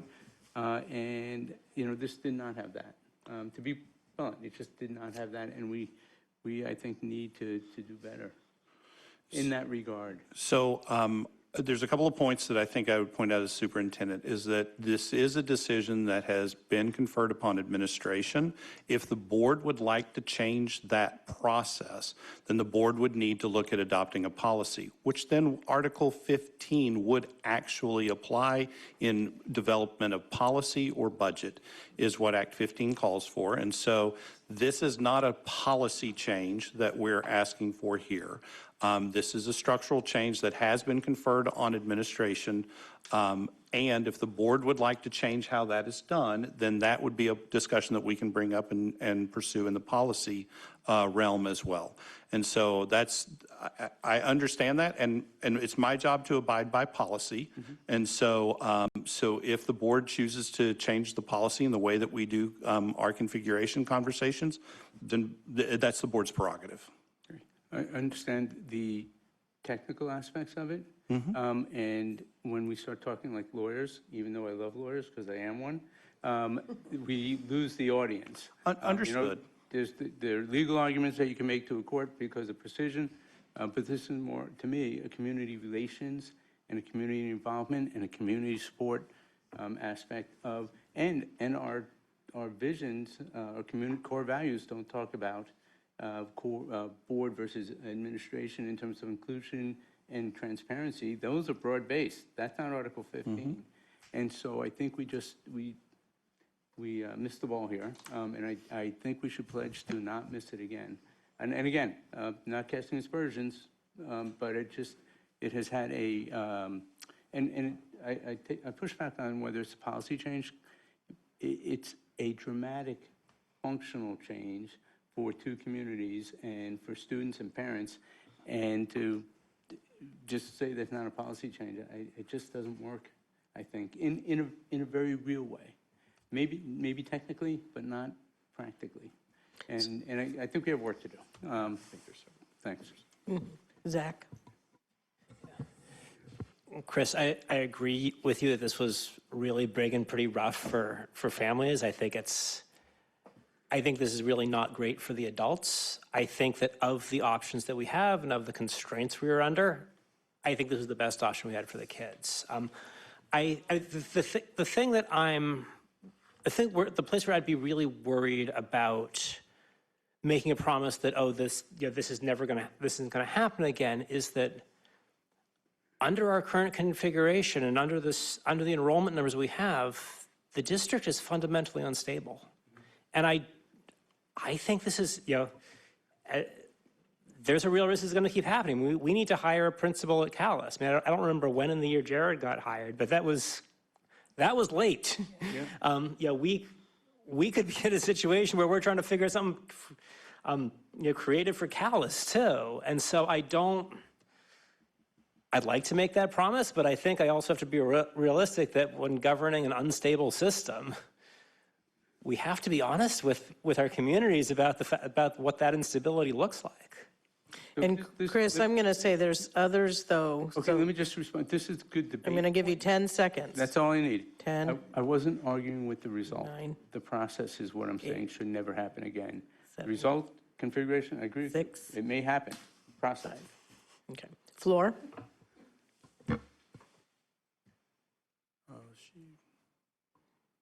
Maybe Floor stepped away. We'll give you a minute. We'll come back. Daniel?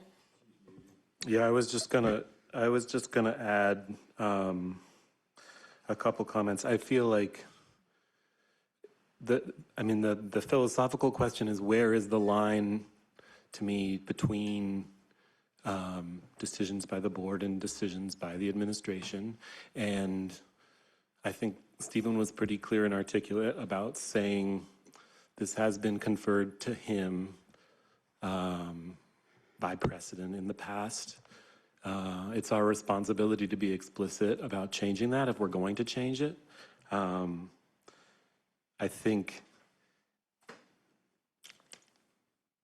the reality is we haven't done it yet. And I think it's worth pointing out also that, to Zach's point, not only is there a lot of inherent instability in this district form right now, but throughout the reconfiguration conversations, we have iterated and reiterated again that grade movements from school to school are going to happen. And this was a big one, and no one is saying that the communication was ideal. And I have a lot of reservations and misgivings about it, but this is what informed oversight looks like. And I think we're doing our job and we're learning a lot, and that comes as maybe insufficient consolation for those affected by it directly this moment who view it as an adverse effect. I personally think there's a lot of positive effects also. But yeah, the outcome might have been the same, and the policy may be just to explicitly and codify that conferral of this responsibility to Stephen. That it may be an official policy that doesn't change our practice at all. It may be a policy that sets specific criteria down. From what I know, what the limited information I've seen in letters and memos, I have to think that this would have met criteria that we looked at. I mean, I can't speak for the board and we haven't set those down, but we have just gone through 3 years of reconfiguration conversations about what we do value. And I have to think that looking at this, it rings most of those bells. Floor is back on. Yeah, apologies, my computer was about to die, so I had to get my cord. So what I wanted to add to what Daniel was saying, that is that as I recognize this process was not ideal for the community, but acknowledging that, I know that is very last minute, but as a board, our role, and we were learning about this at the last meeting, is to establish a mission, our values, our priorities, our core values.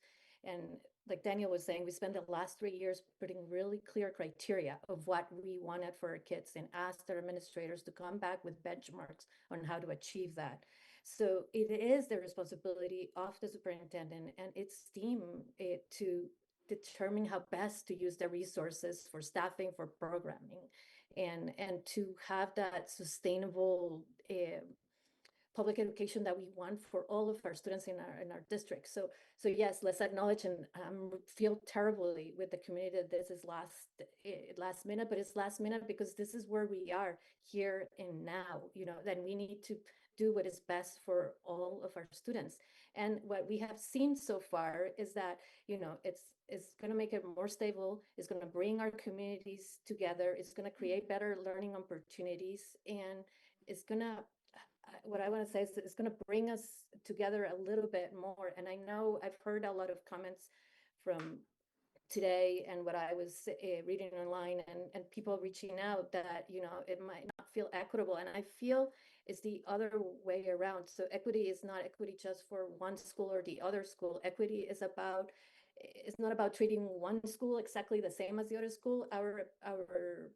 What we need to do is ensure that all our students have access to the support, the learning opportunities, and their environments to succeed. So if we as a board can all back our administrators, I don't think we need a policy to change this.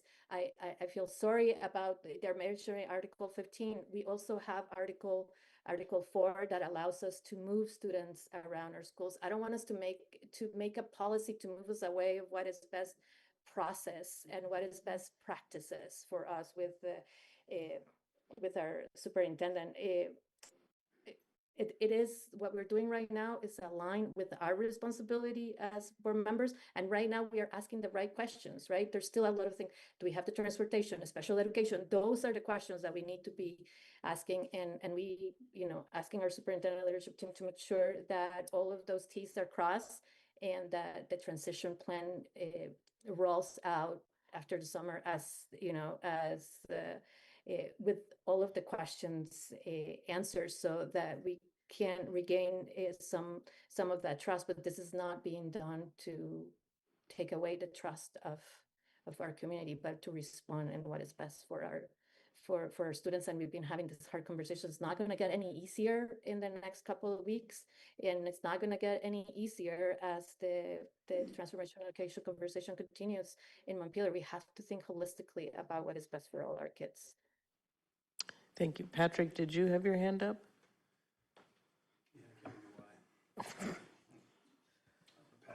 Okay. Elizabeth. Oh, I'm sorry. Let Ursula Elizabeth and then go. Elizabeth. You can let Elizabeth go. Okay, Elizabeth. Okay. Would you rock, paper, scissors on this? I wanted to maybe clarify some things. We've heard from the public, right? We all know. The board members are aware, the administrators are aware that this news was delivered very late in the year. And it was a big change and therefore was also sudden because it hadn't been discussed as an opportunity before. And we've seen several emails and the petition has discussed why wasn't this shared in February? Why wasn't this shared for an informed budget vote? Why wasn't this shared for an informed closure of school votes as a possibility?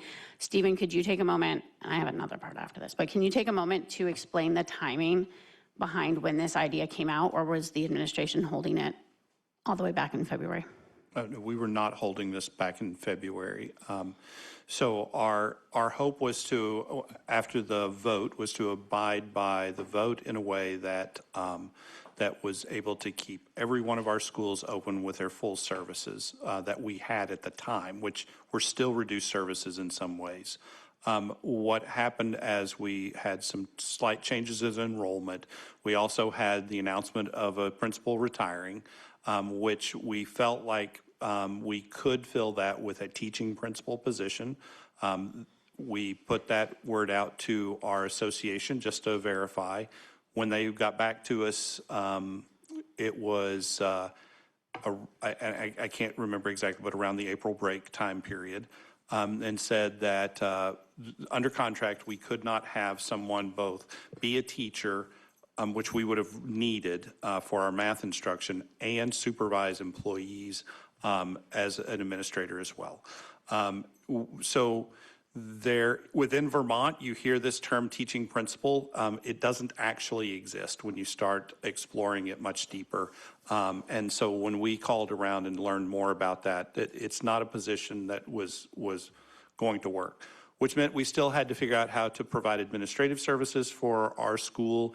And we also needed to figure out how do we provide a proper instruction for math and literacy that was grade level specific, which was becoming more and more difficult for us to figure, how can we do that in the current structure? And that's when we started looking at and quickly realized that this model was the best model for us to provide grade level instruction, to provide the appropriate level cohorts of students, and to provide the administration necessary to supervise and evaluate the staff. And so I know, I've admitted, and I will say that it was much faster than we had hoped that we would do any decision making, but we were forced into a situation where we needed to move pretty quickly on this.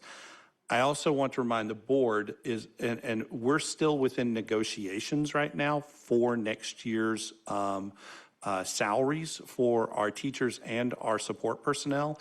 And so I know that the question has come up several times about, like, we set a budget. We set a total dollar amount, but we, as of right now, still don't know fully the impact on our budget of our salaries. So every opportunity we have seen in order to reduce the number of personnel within the district, whenever we've had some attrition or something like that, we're trying to take advantage of right now. And so the attrition of that administrative position and being able to have one administrator for 2 buildings was a part of that as well. So a lot of different pieces in the decision. They were made rather quickly there after April break, and we communicated it as quickly as we felt that we could to both the board and the community. Can I do my second part? My second part is not connected to that. It is connected sort of to some of what Patrick said earlier, in that I like this plan. It provides classroom size stability and classroom configuration stability, which we have been talking about over the 3 years, like Daniel talked about. All the data that was used to support this decision is data that we have all seen repeatedly over the 3 years and deliberated on and talked about. And I'm going to say it is in the ed quality report that you're getting from me today. We talk about the effect of having to change classroom configurations on an annual basis and how it affects our ability to actually deliver equitable quality education to our students. And that is why I'm supporting this. If we can give some stability to our system, and I would point out, if we had asked administration, or if administration had chosen to wait a year so that they could have a slower roll in, we still wouldn't be talking about 2 to 3 years of stability. We would be talking about 1 or 2. And so we would lose a year. And that is why, while it is a quick implementation, I still support it. Yeah, I just want to say that when things come up as a board member, I really try to be as intentional in processing the information and really understanding the information. And I really feel strongly that this plan was not reactive. And I know it feels reactive for a lot of reasons. And as somebody who's been an administrator for a long time, it's hard sometimes to connect the dots for people that aren't in those moments.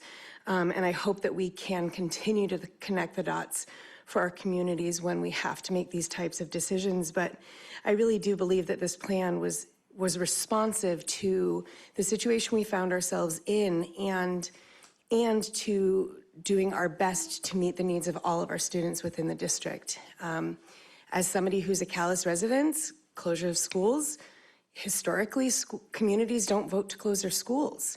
And we are at a point where we really need to stabilize our district. And this is, I think, the beginning of some really creative processes, hopefully over the years, to build upon that stability. And we just have to do it right. And I have faith in the administration and the teachers that they're going to do an excellent job, and that our kids are going to be carried through this process beautifully. But again, I just really want to reiterate that I have a very strong feeling that this was not a reactive response, but rather a very responsive, planned, thoughtful, intentional decision. And And I would just say, to follow up on that, that the reason that we have not said that this could be more than 3 years is because we have no idea what that looks like in the educational landscape in Vermont. And so we feel like this gives us an opportunity to maintain our schools in the short term so that we can try to figure out an even longer term solution based upon what the legislature is going to be doing. I've heard from a whole lot of people, some by email and some in the grocery store and some on the bus stop and baseball games, and I really appreciate that, and I think a lot of folks on the board do. So, and if I don't agree with you, it's not because I haven't heard what you have to say or don't value your voice and the things that you said to me. I feel strongly that what we've just been talking about with a stability looking a couple years forward is the way that we get a breath to think more strategically about more things. When we're worried about every year, it takes up a lot of oxygen, and there's a lot of opportunities lost to us. And I think, and I would hope that, Chris, to your point, that what we can learn from this and moving forward is to look farther down the road for changes that we want to make, so that we don't find ourselves in April or May, year after year, trying to come to grips with big changes. We can predict them a little bit. I know that some of the models that say how many kids we're going to have in the future are making predictions about kids whose parents haven't met yet. So I'm not sure how reliable some of the information is about how many kindergartners we're going to have in a couple of years, 5, 6 years. But I think that we can use some of that information and some of the other demographic stuff that we can glean from the state to look farther forward. And I'm hopeful that we can use some of our time in the future to do that. I know whether it's integrated into budget season so that we're making moves a little bit early, or whether it's separate from that, I'm not sure. But I think that's an important thing that we need to do moving forward. Chris, Daniel, and then Chris. If you're on the same topic, why don't you go first? Are you on the same topic as Patrick? Are you on a different topic? You what? I'm going micro again. You are. I was just curious about the school counselor staffing level. What is it now, so that we understand what this means as a change? Yeah, so our budget had originally had a full-time school counselor for Doty and a 0.6 school counselor for Rumney. We've increased the Rumney to 0.8 as part of, just to add to that, for that site as well. So we'll have a full-time school counselor. And I would just say this, they have already started to talk about how they would work between the two schools together. Okay. And so it's essentially 1.8 FTEs that we have. And then I would just add to that, I thought some great points were made by Ursula and some were reiterated by Patrick, but on the subject of special ed, I appreciate you certainly declaring our legal obligation to provide special ed, and I think that the opportunity for specialization and to use people's skill sets more effectively and in a more targeted way makes a lot of sense. And I think also, I think a lot of people on the board would love to see sort of an update as to the plan as it's developed. But another element of that for me, channeling the students affected, is the importance of sort of continuity of service and like the individuals they interact with and how those transitions are done thoughtfully and empathically. So I guess that's an element that I hope you and Julia can enlighten us onto how we're emphasizing and spotlighting that. When we developed the budget, did we include money for potential transition if Doty had decided, or Worcester decided to close their school? No, we did not. We didn't. We did not incorporate into our budget. We had said that should there be a need for funds for transition, that we would be asking that through the fund balance. Okay, so we can do that for this process then If as we were to need that, we're trying to avoid any use of the fund balance at this time. Understood, but this is a significant factor, I think, in terms of transition. And just want to make the point, my primary point was not that I opposed the plan, but that involving the community in getting to yes is, I think, important. And you know, I don't see where an extra 2 weeks would have imperiled this plan to put it out to the community, get a forum, and then make a decision. So that was my primary issue with process, not fundamentals in terms of moving forward. Thank you. Any other comments as part of the discussion? So I do think it is fair to reflect that what I'm hearing from this board, while there may be different feelings and acknowledgements of not agreeing isn't the right word, hoping for a different process perhaps in the future and acknowledging that the swiftness of it, that there is not movement on this board to pause or to change the decision or ask the decision to be stopped. Unfortunately, there's a public comment period later, and it's not embedded within it.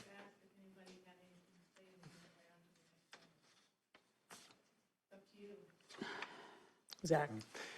Just a question, just given some of the questions that have been, raised about the executive session last meeting, would it be beneficial for the board to formally affirm in open session, that we're moving forward with this plan? I think we would have to, I'm going to sorry, I didn't raise my hand. No, that's fine, go ahead. I think we would have to say that we support the administration's plan, not that we are moving forward with it. It's not our plan, and it's not appropriate for us to make movement on it. That's a fair correction. Right, and I believe that is what we've stated. Were you asking for like something more formal, like we move that we support? I don't even know if that's appropriate, The but board would need to warn if they were taking any action. And so I would just remind the board that that would have to be on a future agenda. was that what you were thinking? All right, so that moves us to the next part of our agenda, which is the Finance Committee. Diane, Oh, can I request that we take a small break? yes, let's take a 5-minute break. I've been here since 8:27. Who are we missing? Missing David? David. And Michelle. Chris is over at the food. Chris is good. I think it's, okay, there's Michelle. Finance Committee is the next part. So we will come back together. Yeah, Flora and Julie are there. So we're And Flora. Andrew. Yes, so Flora, are you ready to lead this? The board, I'll just go through the motions. The board authorizes superintendent. I move that the board authorize the superintendent to award the contracts for propane number 2 fuel oil, wood chips, and wood pellets on behalf of the Washington Central Unified Union School District for fiscal year 2026-2027. Second. I took a bite. It has been moved and seconded. Any discussion? Not hearing any. All those in favor say aye. Aye. Opposed? So ordered. Next motion? I move that the board accept the annual financial management questionnaire prepared by the business administrator and included in your board packet. Second. It's been moved and seconded by Zach, right? Yep. Any discussion? All those in favor say aye. Aye. Opposed? So moved. Next motion? I move that the board authorize the appointed superintendent to sign all contracts and accept grants on behalf of the Washington Central Unified Union School District effective throughout year 2026-2027. Second. Oh, give it to Michelle. Michelle seconded. Any discussion? All those in favor say aye. Aye. Opposed? So ordered. Next motion? I move that the board authorize the blanket authorization for board warrants included in the packet effective through year 2026, 2027. Second. Daniel seconded. Any discussion? All those in favor say aye. Aye. Opposed? Do we have one of these here to sign? I think it's in here. Is it in there? Oh, it wasn't flagged. I will. Is it, is it in there? I didn't think it was in there. I just want to make sure that we sign it. We should all sign it I'm before going to add we. one right now. Okay. All right. So it'll come back, the board orders will come back around with the signature page. Next item? 1 second.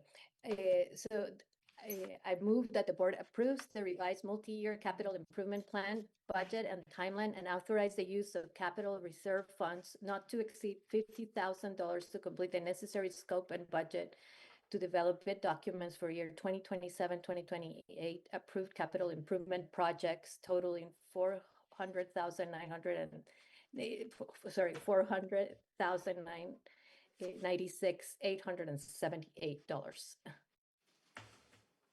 Is there a second?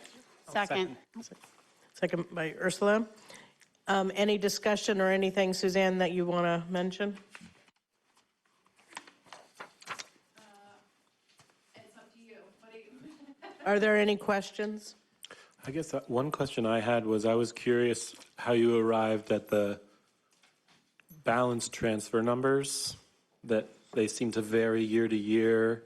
And I understand that the capital investments vary year to year, but I couldn't quite, and I understand that I missed the meeting, and I apologize for having missed the meeting, but yeah, just curious if there was a logic around that. I'm actually not surprised you had questions, Daniel, because Daniel usually comes to finance and has some of the best questions and helps me prepare for this meeting. In your packet, I believe the spreadsheet that shows all of the different projects for the next 5 years, down at the very bottom is where I plan out the allotments for each year. And what we're looking at, and this is a presentation that we did at Finance, and it really talked a lot about the stability of the capital plan and what's necessary to continue planning out these 5-year projects and getting what the schools need in their prioritization. And the reality check is that we're either going to have to start deferring projects, we're going to have to increase the amounts that we're putting into the capital fund, or we're going to have to start talking about debt service. Because we are at that point where we've depleted those funds that we saved up. And right now we're projecting that we're gonna put in $900,000 in FY28. That's a $250,000 increase. And we've got that in over the next 5 years, like Daniel's talking about. And that's to fund the projects that we've identified that are required in priorities 1, 2, or 3, based on those prioritizations. So we've got some decisions to make going forward, and we need to frame those conversations pretty soon, I think. So with the, sorry, follow-up question, with the 250,000 added each year, we get back up to 1.9 million in a balance transfer in the fifth year. When we're back up at that level, would it return to being, if we could do this, which I have doubts about, would we be at a place where we would have a 5-year capital improvement plan again? Because we effectively had sort of had termed it out to sort of an 8-year capital improvement plan by those small transfers. What you're not seeing is the very long laundry list of things that come after the 5 years. So we have projects that are in that priority 3 level, like new wants, expansion of service or program, or modernization of facilities, that we aren't even prioritizing in the next 5 years because we're still in priority 1 and priority 2 levels. And the cost of the projects escalate every year, so I don't think that we will ever see it level off. I think that the contribution is going to have to continue to increase in order to finance and fully pay for the projects that have been identified. Ursula? Suzanne, can I just follow up on like the channel Daniel was heading down? Is when you identified the numbers and the increases per year in our transfer to the capital fund, were you looking at just the next 5 years, or were you also looking at that longer list of what might be coming up? And also, yeah, I guess we had talked fairly significantly in finance about increasing project costs. It's both. Okay. I don't ever want to see a year where we're depleting the fund fully, so you don't want to spend more than what you're putting in there.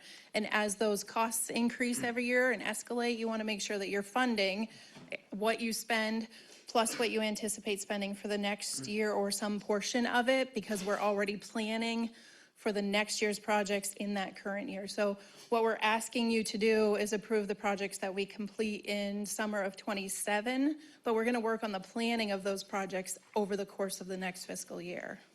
Thank you. Any other questions? All those in favor say aye. Aye. Opposed? So ordered. And that was it, right, for finance? Thank you. Correct. All right. Policy Committee. So we have two policies up for consideration and one up for rescission. So I was going to say, let's start with the rescission policy, and that is C20, Student Conduct and Discipline. We have a C15.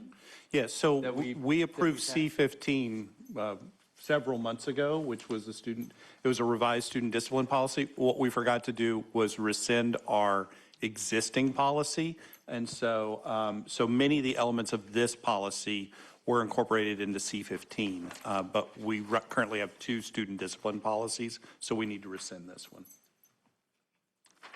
Any discussion? Did we have a motion? No, so wait a minute. What? Did you make a motion? Someone? Judge? I was just clarifying, are we rescinding 20 or 17? Sorry. C20. C20. I move that we rescind policy C20. Is there a second? Second. Elizabeth. Any discussion? All those in favor, say aye. Aye. Opposed? All right, So ordered. so ordered. Next up, we have the Foreign Exchange Students Policy, C48. And this just came up on our cycle for reviewing existing policy. This has been around since 2019 and was carried over from U32. Had a discussion, seems to be working fine, no structural changes to it. So we're just looking for reaffirmation. Any questions? Does this go through first reading, second reading? I don't think, it's not a new policy, really. It's just a policy that we have, and we came up as part of our work in reviewing policies that are already on the books, and I guess we don't need. So Ursula has a thought, and then I have a Go ahead. thought. I guess my thought is kind of a question, and it's probably a technical one. When we renew the policy, are we re-adopting it? Because essentially what will happen is it'll have a new warned date, an adopted date, an effective date. And if we by policy are required to give 10 days notice, a first reading, a second reading, if they're, you know what I mean? We have a policy that covers how we do policies. Yeah. We should probably do a first reading and a second reading to be. So then this is the first reading. And it's a first reading for many of us, because I can honestly say I haven't sat down and read those. So I would say this is a first reading. Sorry, Patrick. So I had a question. Is this, have we looked at the various companies and organizations, I guess, organizations that facilitate foreign exchange students, and whether our policy excludes some of those, or how does our policy fit with the sort of universe of foreign exchange people? We didn't discuss that at all, in terms of. We didn't. I mean, it's something that we can go back and look at. Yeah. We've typically had at least, 1 to 3 kids every year that come as part from these organizations. So we've been pretty consistent. If you ever look at the flags that are in the atrium, those actually represent the countries of all the kids who've been here as an exchange student. That's why those particular flags are there. So, Okay, but we can look into that. Yeah, at our next policy committee before we bring it back. Thanks. Okay, thanks for the question. Do you have a particular concern about that? No, I was just curious if there are, I'm sure there's more than the ones that we deal with or the ones that we've gotten students from that exist out there. And I was just wondering if our policy excludes anybody because of the things that we're saying in a systematic way that we should address. I haven't looked at it in detail to know if that's the case, but I'd like that eye. Daniel? Oh, sorry. Oh. So it does say here that it's agencies recognized and approved by the Council on Standards on International Education Travel. They still exist, and we still use them. To the best of my knowledge, I can double check that, yeah. Yeah, I guess my question is a little bit about the specificity of this policy. I guess I'm curious about where the line is in general terms and on this subject in particular between what type of policy the board has to set and then what becomes procedure and practice adopted by school leadership. Because it feels very in the weeds for a district policy to me. And I would also say that the board is who grants the diploma, actually. So there's some, so you're actually kind of covering that piece of it within this. And I will say that we have used this policy once because we had a student who tried to enroll here who had graduated from a school overseas. And so policy was super helpful then. Yeah. I was just going to clarify that we do not grant a U32 high school diploma. We do not. And I wanted to point out, I'm jumping in with the second item. One of the things that came up at policy was an item that says the board of directors, which is us, are supposed to review the requests by the guidance department every year. And it is a piece in our governance oversight that we have overlooked, and it has been brought to our attention essentially, and Stevens. Maybe that's be a policy rectified. to change. We have a lot on our plate. Any other questions about C48? No. All right, First reading. first reading. Chris, next one. Next is electronic communication between employees and students, B8.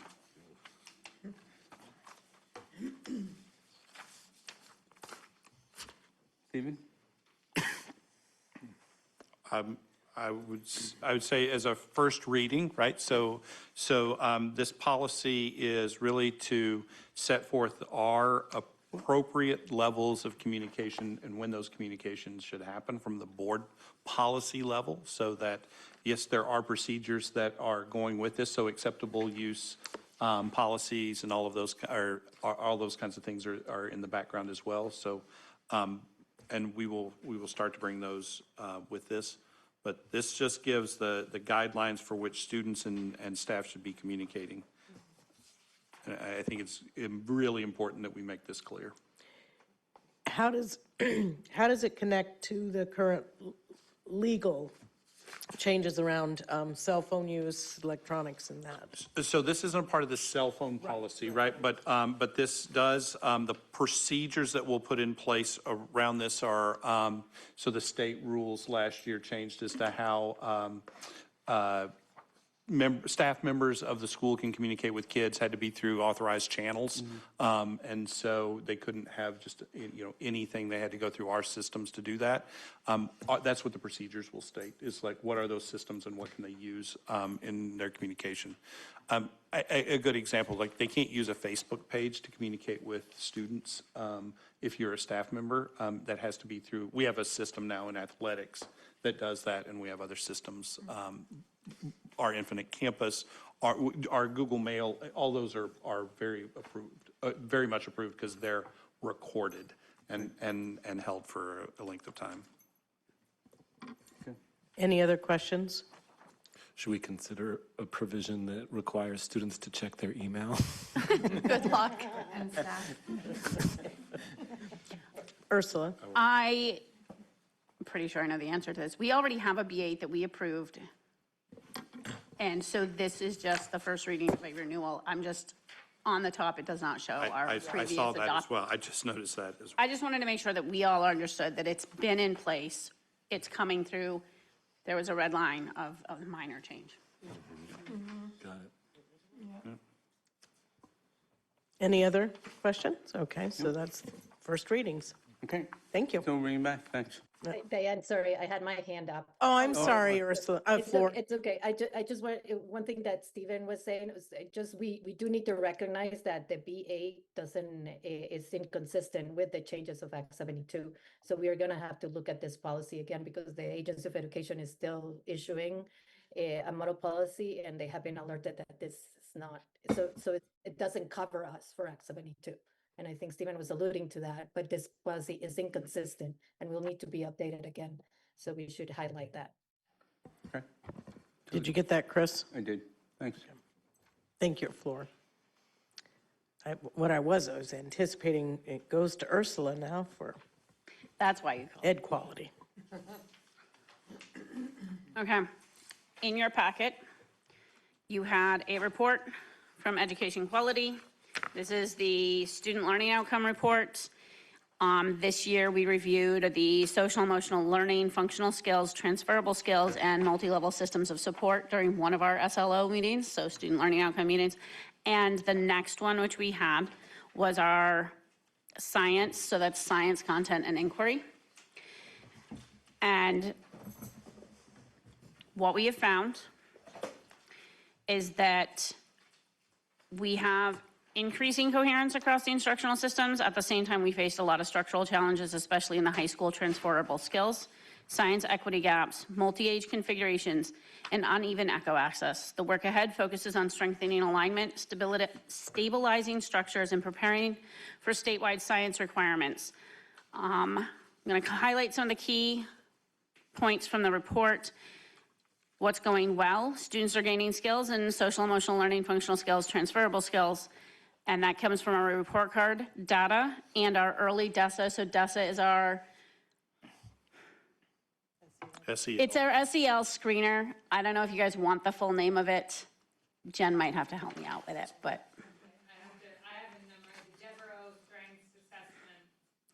I had put it in a note that I put somewhere else, sorry. Thank you. I know it's in that part. Our social emotional learning, executive functioning skills, and multi-level systems of support are beginning to align more coherently. Our middle school science instruction remains consistent despite staffing changes. High school science pathways and syllabi are strong. Alternating year AP biology and chemistry changed access to support student numbers and staffing. Professional development, responsive classroom, functional skills, job-embedded coaching is strengthening shared practices. Some of our system challenges, we do not have multi-year information on our social emotional learning because we implemented the DESA screener for the first time last year. So we have 1 year, we're starting to develop our long-term data that will come in future years. Our high school transferable skills scoring is inconsistent, so how we assess it, how we record it, how we report out on it is inconsistent. It's been identified and is something that needs to be addressed. Multi-age configurations shift annually due to enrollment, requiring significant summer realignment of curriculum. Echo access varies widely, staffing, funding, class sizes, and accessibility for students. Science equity gaps persist for historically marginalized students. And our 11th grade VCAP results, which you can see, were affected by an AP conflict for the timing of the test and the students choosing to share their voice with us in a very particular way. Basically, the students went on strike against the test. They exercised their civil rights. So we just have a blip in some of our data around that state testing. But we made changes and the children advocated for changes in how we test and when we test. So they were able to make changes that were effective for their peers. Some of our needs are a comprehensive review of the high school transferable skills, an improved assessment timing, especially for early college and CTE students, so we can ensure that they have adequate time when they're not always in the building. Continued development of our K through 6 science units aligned to EQS and the national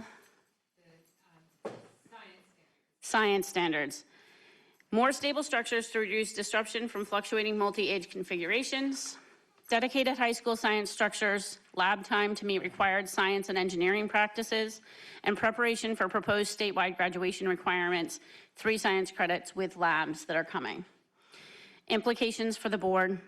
Understanding how academic, social, emotional learning, functional skills, and multi-layer systems of support are aligning and where coherence is still emerging, considering budget implications for PD, curriculum development, eco-programming, and stable staffing. Support system level work on high school transferable skills, monitor science equity gaps, and understand the impact of our statewide graduation requirements on staffing, scheduling, and the pathways. We're seeing meaningful progress in our social, emotional, functional skills, and science pathways alongside clear structural changes that require sustained attention. I'm open to taking questions, and I have questions for the board in regards to the report as well. Any questions? Patrick? Thank you, Ursula. I'm curious about the pieces of the science that aren't necessarily part of the assessments, but like the rest of the kind of experience that a kid interested in sciences has in the district, like fairs and clubs and other things. Is that part of the maybe not ed quality report, but is that part of the bigger piece of figuring out what's working and what's not working? We typically talk about clubs separately because it's not part of our curriculum, and therefore it doesn't get aligned to curriculum skills, EQS, science standards, because those are clubs and various things. Jen, do you have anything you want to add?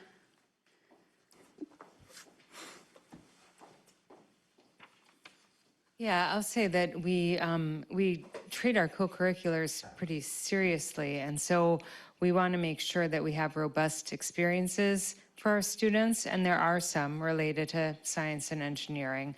We do typically report on those separately, not as part of the Next Gen Science Standards or that alignment. We also make sure that we've been offering in science at the high school in particular more than what is required for graduation. We've been doing a lot of work at the department facilitator meetings this year in particular, looking at the recommended graduation requirements and our current practices and figuring out where there is alignment and where we would need to change, knowing that any moves that we decide to make need to be moving us closer to alignment, and also knowing that at this point they are just recommendations. The state board has not taken action yet. Yeah. Yeah, thanks. And I was going to say, our presentation showed examples of various different ways the kids are accessing science. So there's pictures and clips from ECO, how our high school students are exploring some things in biology. I do not have those off the top of my head, but there were links in the report when you're accessing it online that take you to our full presentation. Okay. Other questions? Daniel, I'm just gonna. Yeah, I had 2 questions. One is, what was the date of the committee meeting, and is that recording available to those who want to So seek the primary? I'm gonna flip to the front so I get the dates correct for both of the things. Great. And the other question was maybe more for Jen, which is like, if you could rate our degree of confidence as a district that we have the resources we need to do this next tranche of work in terms of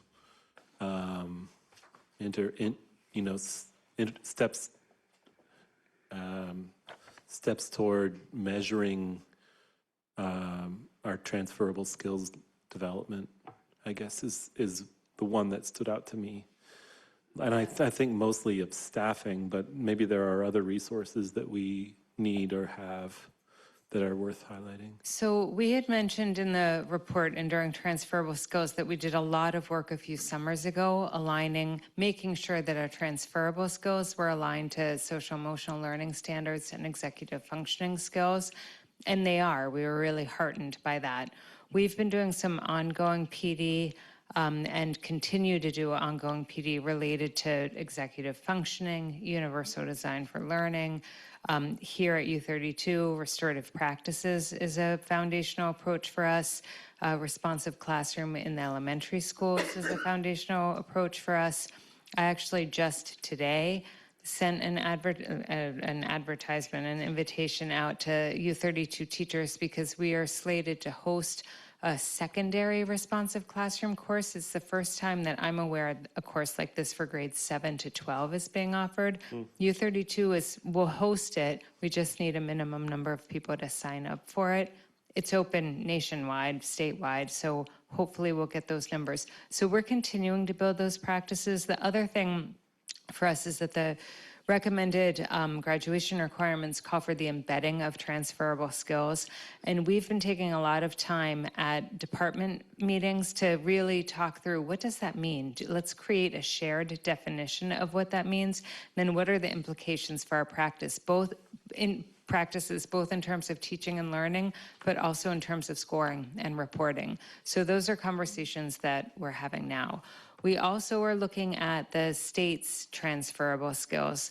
Ours aren't exactly the same, but they're not worded exactly the same. But when we look at the portrait of the graduate and the AOE's transferable skills, there's deep alignment. And we're wondering if it would make sense at this point, while we're moving closer to alignment, to shift completely to the AOE's articulated transferable skills. So those are things I think you'll be hearing about through my reporting and through the Ed Quality Committee in the months and years to come. Thanks. Yeah. I have answers. So it was in December that the committee discussed I'm going to call it the transferable skills. It's our social emotional learning, multi-layers, all of those. We discussed that in December. There is a recording for that one. There's also a recording for February. However, that was the meeting that we were in the cafeteria, and we had some technical issues, so there is no sound. So you can see the slides, but on review, when trying to put my report together, no sound. I had to go solely from notes. As I've told my children, do not procrastinate, and maybe do it right after the meeting. Thanks. So, other questions? Marty? With ECHO, how is that funded? Because I know at Doty, the parents group is trying to raise money to fund it. And so are we being equitable across the elementary schools? And Fund what? The ECHO. Oh, I say it wrong, don't I? Yeah, it's ECO. So it varies in our schools because we have some schools in which the teachers have gone through the training. Yeah. And so they deliver the ECO curriculum through their classrooms. And then there's other schools in which they have somebody come in from outside to do that work and help lead those classes. And so I will say that the way that it's done isn't the same across all of our schools. So, and not all of our schools necessarily do the ECO program at all grade levels. And so this is something that we have as an alignment issue. I would just say that we don't have it aligned and we're working towards how we align that. Would it be through funding? Well, not necessarily, depending on what trainings there are in each of the schools. I think that's the issue that we run into, is that like several of the teachers at Rumney are trained and have gone through that, and at Doty they've raised funds so that the person can come in from the outside and do that program. And I would say there's examples in the full presentation to the committee that show different ways that ECO is presented in our different elementary schools. Any other questions? Oh, Chris. Got a mic. Use your microphone. Interested in learning about the AP strike? No, not, The students? we've talked about this previously because this data is 2 years old, because we're still waiting for a lot of our state data to be unembargoed. But there was a year where our AP, it's the A push, so AP US history students, because of when we administer the science, the VCAP science test, it takes time from their AP US history class. And it's during this time of year when they're approaching AP testing time. They did not appreciate losing study time to what they felt was a very useless test. And they demonstrated it using their civil liberties to just not show up. Or to show up and do poorly, because they just were like, no. Yeah, I will say that, I mean, Stephen was the principal here, and we both were invited to the AP US History class, and we explained what was in our control and what was not in our control. We have to test within the statewide window. We can't test outside. We talked about why we test, why we're required to participate in statewide tests, how we use the data. And we got a petition from the kids, the whole 9 yards. I will say since, and they clicked their way through the test essentially. And so I would put no stock in those scores, and they would tell you the same exact thing. I will say that what happened, we're awaiting our scores this spring. We made a couple of changes, which will hopefully get us scores that are a more accurate reflection of what our juniors know and are able to do in science. One change we made is that we administered it much earlier in the window, so in March instead of April. And the second thing was that we have administered it historically. There's a little in the weeds, but our juniors have a lot of choices in classes, but one class that every junior takes is a US history class. So we have historically administered it during US history because we know we'll get all of our juniors, because we also need a high participation rate. This year, because of the scheduling changes, we were able to do it in double callbacks, and the science teachers proctored the test. So those are some changes that we've made in response, and we're awaiting the outcomes. I always find that little bit amusing to some degree, but also I'm proud of our students because they use their voice. It's well within our mission of what we want our students to be able to do, but also we want to be able to have data so that we can make informed choices. So for the students that are listening, please don't do it again. We've heard, we've made changes. Other questions from the board? Otherwise, I might ask the board a few.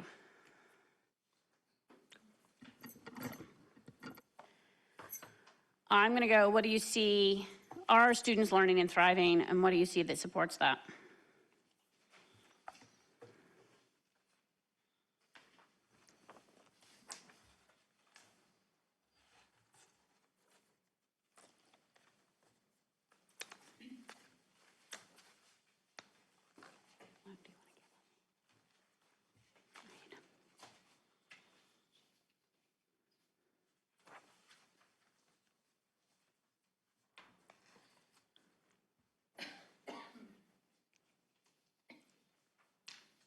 Do you want me to move on? The next one I would ask you, what? So do you want to input from committee members as well, or? Absolutely. Do you want to have one for my first question? Yeah, I mean, I think we do, if I remember, when we look at the social emotional screening, we do see, we see some, some gaps in the, in the youngest grades that then when we start getting up towards grades 5 and 6 are closing up. And so it's, yes, I mean, especially when you look at the gaps between economically disadvantaged students and those who aren't, between boys and girls, there are some real differences in kindergarten. By grades 5 and 6, those differences are a lot smaller. I'm going to review the 4 questions we had at the end. You already heard one of them. The other 3 questions that we had at the end of the report to have you think about and consider after you had reviewed the report are we using our resources effectively and equitably? What do you see that supports that? Are we making progress towards our strategic goals? What do you see that supports that? And what did you notice in this report that connects to other information presented by committees in COLT reports and in principal reports? And that is sort of some of that, like we learned last week, the informed oversight and governance responsibility that we have. I want to ask a more technical question in case any of you are noticing. This is a really long report. It is 32 pages long. 9 of it is text, one of which is a lot of links for you to go get more information if you want them. So that's 8 pages of text. The rest were slides that were presented to us during our committee meetings that are available in the full presentations. So I'm curious from the board, is this, which we've used this format a few times, is this format something that is accessible for you when getting the information in order to be able to make the informed decisions that we need to make as a board? I'm open to feedback. We discussed it as a committee too. Dana, oh. So I appreciate the report, and I always get something different out of it. My one request is a number of people in each bar, because it's helpful to understand this significance of a difference. If we can tell how many kids. I know sometimes that's not appropriate because of very small numbers, but when it is appropriate, having an N is really helpful. And to be fair, we don't actually report the data. You would get zero information in the graph if there's an N number too small for us to report. Thanks. Yeah, I was just going to say that I appreciate the report. I think it's all interesting data. I guess at the board level, I wonder if the digestion of the slides might not be the best use of our time. And I think the slides stand in contrast to like a very great, already digested, narrative report that reads super well, and frankly, you should consider publishing.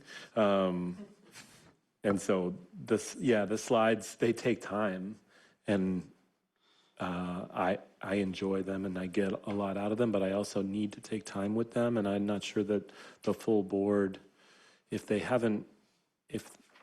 maybe this is judgy, but if they haven't prioritized the Ed Quality Committee's specific work, maybe they are implicitly saying, we trust you to do this work, we trust you to digest this material, and we'd like the Cliff Notes. Marty? Yeah, I found the charts really helpful for the same reason Zach did, seeing particularly that change from like kindergarten up through grade 6. It showed me that something is happening there that's a positive. And it was a visual that just jumped right out at me. So I found that really helpful. How willing would members be to follow the link to the full presentation to see the same slides? The slides are not from the committee, to be fair. It is me presenting information that is the district's information, so it came from Jen. So they do, and they're not even all of them that we got to look at. So they do exist in the webpage, in that table of like our meeting supports. I'm curious, I guess, do you guys want to keep the slides in the meeting or in the report? Kind of a thumbs up around. I saw a thumbs, okay. Can I make a comment? You can. I just want to comment on I think it's notable the slide that Marty mentioned liking is one of the more information dense slides in there. And I think that fewer graphs that carry more pieces of information might make it more effective.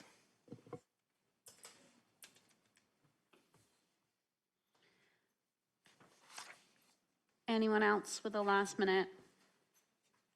And this is one of the more interesting reports we got to bring to you because the committee reviewed it today at 5 o'clock, closed our meeting. Oh, Flora's got her hand up. Go. But no, I was going to ask you, is instead of me doing it, can you share what we shared as a, Yeah, I as was a gonna do committee that. about restructuring the report a little bit? Yes. Okay. So, one of the things we talked about, there were no major changes to the written report, and I know I had talked to you guys last time that if there had been major committee changes to the report, you would have gotten a revised one. You will not get a revised one because there were no major changes. We did, however, discuss in the future moving to a report structure that gives you, we will probably keep the purpose in charge because that's good for any new members or people who haven't read a report recently, like why are we even doing this? Then we get the how are we doing, what are we doing, which is the executive summary. Then we could move into our analysis, which is that the system, the things that are going well in our systems, the system successes, system needs, system challenges, and implications for the board. And then the bulk of the current report can go after that, and then we can put the slides after that. It was also pointed out that when we do this SLO report, because we review 2 SLOs a year, and our monitoring plan suggests one report with two of them. You are essentially getting two very detailed reports in one, which doubles the size of the report. And so we also suggested potentially breaking it into two. Zach also challenged me to make it like a 2-page summary. So those are changes that we're thinking of bringing to you for format moving forward.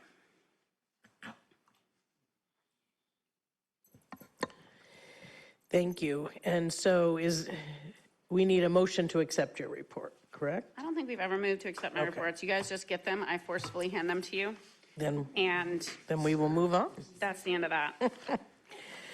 Negotiations, so we are still hard at it. It is, excuse me, not for difficulty on either side. It's just we're getting through a lot of different work. So ESP, we've began discussing wage and schedule, and we're finalizing topics to tentatively agree. With the teachers, we have reviewed and signed the safety tentative agreement. We've proposed procedural changes for donated sick leave, and we'll continue those conversations through the LMC. And there was a request for a draft language and options around stipend and per diem. So that's where we are with negotiations. Personnel, and remember that there is 3 hires. So whoever has the page, Zach? I move we approve the new hires of Jared Weiss, U32 Assistant Principal, Caroline May, Principal for Doty and Rumney, and Bonnie Gadapi, U32 Community and Work-Based Learning Coordinator. Can we separate these?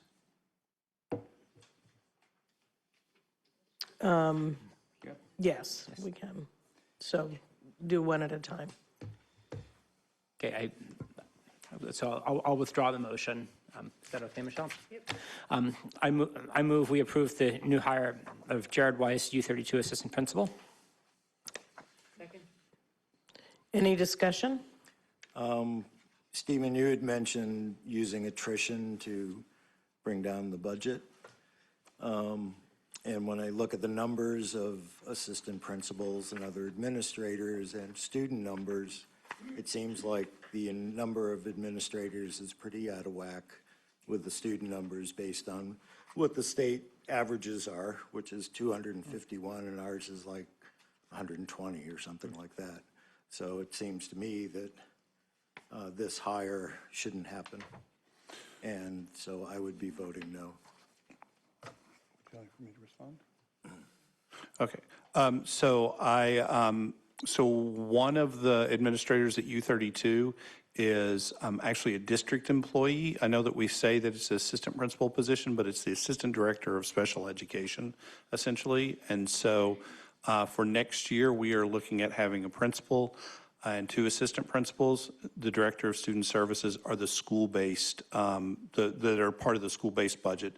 The assistant director of special ed is a part of our district-wide special education pieces. I do believe that in the future that we do need to reduce this, and we had proposed in the budget process to reduce one of the positions, and the board chose to retain that position for this coming year. I do believe, though, that over time we will continue to reduce these positions at U32 as the enrollment drops. You also have a dean of students. Yes. As well. That is correct. And we also have an open position that was used in student discipline called the RISE position, which we are not currently filling at this time. And so we are reducing that overall. We reduced 1 school counselor in the high school as well. And so we are moving in that direction. We had already recommended that, but I would just say that the board chose to retain that position for an additional year. Chris? Thank you. Did you say the RISE position is not filled? At this time, we are not filling it. Is it funded? Yes. Are we then pledging not to fill it? So I would just bring us back to that's not a discussion around this position. So that would be a question that we would put on a future agenda for discussion. Has nothing to do with the hiring or not hiring of this Of this position. position, okay. Yes. Clarification. And- Are you able to hire that position without board approval? The RISE position? Because it's Yes, funded. because it's already got a job description and the funding is a part of the budget that was approved. Okay, so will you, But a new person in that role would have to come to the board. okay. And I guess again, I would question. say Yeah, that's that's my not question. for this Thank you. discussion. That's not the motion. Any other discussion? All those in favor say aye. Aye. Opposed? Abstain? So ordered. The next, is it all right to lump the next two? Okay. I move we approve the hiring of Carolyn May, principal for Doty and Rumney, and Bonnie Gadapi, U32 Community and Work-Based Learning Coordinator. Second. Any discussion? All those in favor say aye. Aye. Opposed? So ordered. Resignation. I move we approve the resignation of Stephen Yushikoff, I'm U32 classroom teacher in math. Second? Ursula? Second with appreciation for his work. Any discussion? All those in favor say aye. Aye. Opposed? So ordered. Moving on to the consent agenda. Is there a motion to approve the minutes of April 15th, 26, and May 6th, 26? So moved. So seconded. There was a correction Natasha sent me on the spelling of Mela's name on the April 15th under the Humanities and Justice Commission committee report. And it had been spelled M-E-L-E, but it should be M-A-Y-L-A. M-A-Y-L-A, yes. Any other corrections? Discussion? All those in favor of the corrected minutes, say aye. Aye. Opposed? So ordered. All right, board orders, who's got them? Chris has. Is that what you gave? Okay. He's gone, it's his turn. I move that we approve board orders in the total amount of $1,148,283.83. Second. Seconded by Elizabeth. Any discussion? All those in favor say aye. Aye. Opposed? So ordered. All right, the next item is future agenda items, and the way those show up now is a hyperlink. And so I'm trying to open that so I can review them real quickly. I should have searched for Ashley.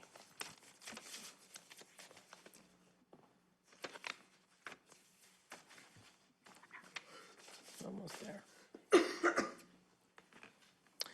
The future items that were added on April 15th were the funding differences in pre-K and criteria parameters on how to move students between schools, technology in schools, voluntary mergers, Washington Central Friends of Education, community schools presentation, the board orientation, and the Career Center discussion regarding U32. Are there additional topics that people would like on? Ursula? We need to revisit board vacancies at this point. Hear an update what happened with the other Berlin, like, Yes. So board vacancies? Yes. yes. Any other topics? I don't have a topic, just kind of a question. So how do we determine the order in which we're going to be addressing those things? I only ask because of the cell phone policy that's coming very quickly. And I think, I'm assuming that's part of the technology, or is that different? It was a different request. It's different, okay. And it's steering committee usually will review that and then plugs it into the work plan too. Okay, thank you. Ursula? You had the cell phone policy situation. Did we not adopt that already? It was the students coming to inform us about their, Oh, the okay. procedures. Just making sure I was on. Any other topics? Chris? Reflective of tonight's meeting, process for determining when we move students between schools and have community involvement in that decision-making. So Lisa has captured that. Okay. Because he should use Can you repeat it, please, for Lisa? Yes. Process for having a definitive process for when we are moving students between buildings, and how we include community in discussing that process and coming to a decision on that. Any other topics? All right, then moving on to reflections, both board and superintendent. Sorry, I forgot who you were there for a minute.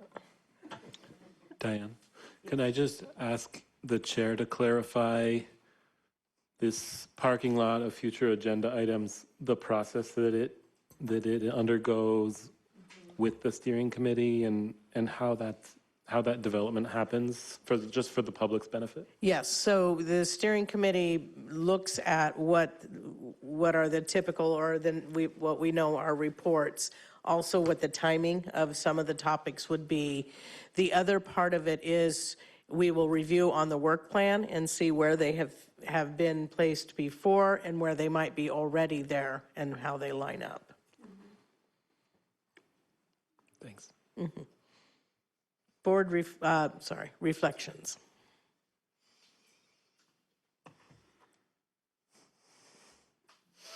There was a comment last time, or a hope that we would condense our time. I did have a timer for myself, not for you all. But I felt it was good discussion and necessary discussion in this time. So I appreciate people sticking in there and holding on. Superintendent, do you have anything? Okay. Thank you. So we'll move to public comments. It will be 1.5 minutes, and raise your hand online and then also here if you would like to have comment. Come forward.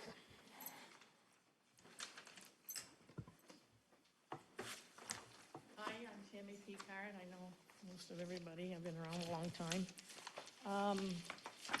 When I first read it, I said to myself, my heart, just thinking of these kids, not even thinking of the teachers, not even thinking of the parents. I just thought, oh my God, these kids.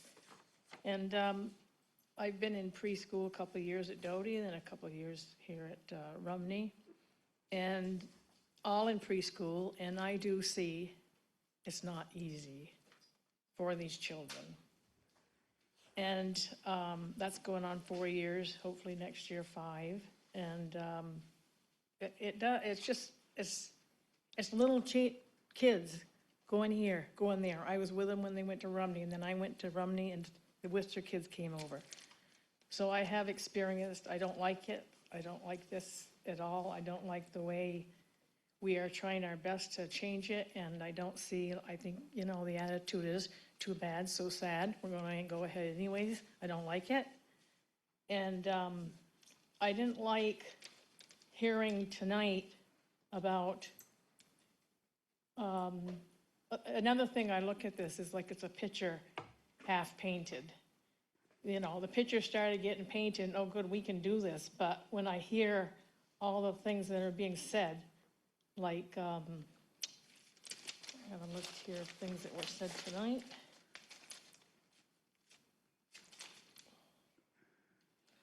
I heard you say we had to act quickly. We'll learn as we go. Hope we learn from this. Hopefully we are doing this right. And then about the option. I don't think the children should have an option. They have a school. They have a school. They shouldn't have to leave their school, leave their town, leave their safe place. They shouldn't have to. They just shouldn't. That's all there is to it. These are children. Not to say about the parents, not to say about the grandparents that are driving these kids, now these old grandparents are having to go over to another school, all the way back, stop and think about the snowy days, the icy days, it's all stress in these houses. Right now, I can't even believe this. I can't believe this is happening. I don't care about money. I don't care about whatever you have, I don't care about it. What I care about is the children. They belong in their school. Thank you, Tammy. Dell is online, and then we'll come back to the room. Dell? Yes, thank you. I have to make this shorter than I was going to. What I wanted to say is that I'm working on appreciating some of the new possibilities that come with this new configuration. My first reaction was to feel really disappointed that I wouldn't be able to do things that I and others had been feeling really excited about once we knew Doty would stay open. And so some of these things don't work with the new configuration. One of them was to bring back an amazing Doty tradition, which has been our all-school play, which stopped back at the time of COVID and hasn't started again. But I was thinking, yes, we could do this. And I was going to tell you all about how amazing it's been that every kid it has a role, plays a part. The community has written the play each year and so on. How could this happen suddenly with two schools and not having, so lose that? And another, we have a very active historical society here in Worcester and have done collaborations with the school over the years, and that also stopped back at COVID. And thinking about how we could make that come back, but oops, all of a sudden we would have both more than half of our student population would not be from Worcester. And then I realized, oh, well, gosh, the Middlesex Historical Society's been meeting in our, maybe that this could, sorry, I'm just going to finish quickly, that maybe we could explore ways of collaborating with them to work together. So I'm working on feeling hopeful about this two-town collaboration, and I'm hoping that the rest of our district can appreciate the fullness of our vibrant Worcester community and can understand the importance to us of having a close connection with our kids through our own local elementary school. Thank you. Thank you, Dell. Yes, come forward. I might go fast, so bear with me. I got a few pages here. I asked questions earlier, and by no means is this about Doty or Rumney individually or one having more than the other. This is about doing everything properly. That's where I come from. So I'm here tonight, even though you said you're not gonna, I'm here tonight to formally request that the board pause the proposed school reconfiguration until a proper, transparent, and community-centered process can be carried out. What has been presented to families and staff falls critically short of the standards this district has set for itself, and frankly short of what our children deserve. The community was not given timely notice as required by board's own articles of agreement. These are not suggestions, they are commitments this board has made to families and staff that you serve. When the board cannot follow its own governance and documents, it undermines the very trust that makes a school community function. This alone should be sufficient grounds to pause and restart this process correctly. A school reconfiguration of this magnitude demands genuine community engagement, which we have not received. Instead, we've received a rushed announcement without opportunity for meaningful input. We deserve a seat at the table before decisions are finalized, not after. Perhaps most alarming is the complete lack of an organized transition plan. How will teacher communicate with teacher? I know that in some of the meetings that we had yesterday, particularly, it was said they will have one extra day at the beginning of next year. As a teacher myself, that is not sufficient. 3 Wednesdays for a few hours is also not sufficient for a move of this magnitude. So please consider that. How will our students, many of whom have deep connections to their current schools and communities, be supported through a move, I'm gonna keep going if that's okay, to a new location? Research consistently shows that poorly managed school transitions negatively impact students' achievement, social and emotional well-being, which we've already looked at some numbers about, and family trust within the district. This board has a legal and moral obligation to ensure that students with disabilities are protected throughout any school transition, and this is where the lack of planning becomes extremely concerning. Students with IEPs and 504 plans depend on continuity of services, familiar environments, established routines, and trusted relationships with educators and support staff. Abrupt and poorly managed transitions are well documented in research as causes of significant regression in academic progress, behavioral instability, and social and emotional health for students with disabilities. Our most vulnerable population need the most care and planning. I want to ask this board directly and plainly, how is any of this supposed to happen in under 20 days? We have 20 days, guys, before this school year ends. Responsible school transitions take months and deliberation and planning, not weeks. A 20-day timeline is not a transition plan. It is a crisis waiting to happen, and our students and staff will be the ones that have to pay the price.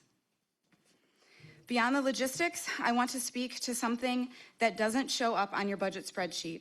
The damage this process is doing to our community relationships. Years of trust between families, educators, and the administration are being eroded right now, not because of the idea of reconfiguration. That's fine.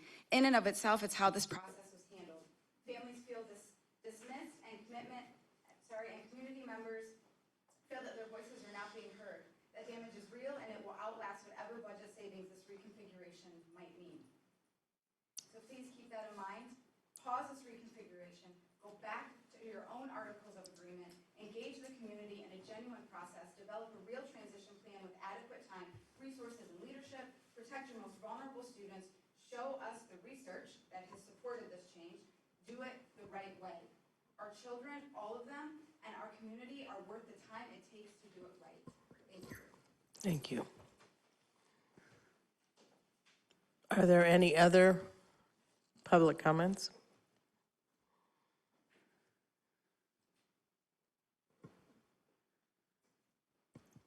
So I spoke earlier from work while I was sitting there in the secure building, so I couldn't have video on. So the parents don't have an issue with Doty. The family's there. It's this poor planning. You said, we want informed choice. Well, we want informed choice. We didn't get informed choice. Made a decision without involving anyone. Before my current employer, I worked for a $400 billion corporation. We planned a year in advance. You have estimates right now for next year for the incoming students. I'm sure you had them last year. You had information to develop a plan throughout the year. We started with a 1-year plan. We made it for 3 months at a time. In the last 3 months, 1 week at a time, very detailed. This is reactive. You said it's not. It completely is. This has turned into an emergency because you made it one.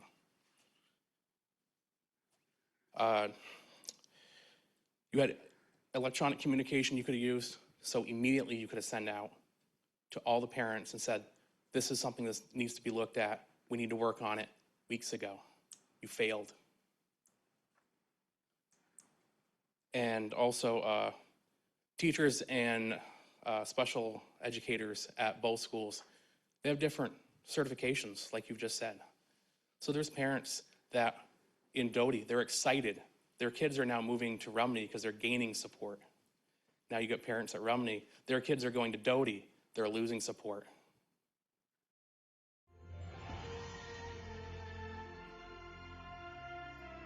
Thank you. We have time for one more. Is there one more?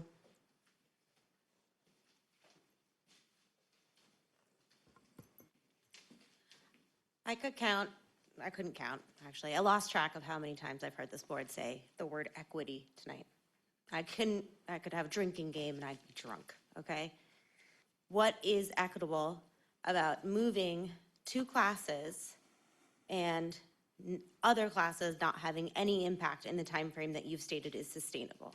That is not equitable. We're asking grades to not be affected while other grades are affected in this plan. And I think that is worth noting. I also want to talk about consistency because I heard that word a ton tonight. Consistency is not what you're providing.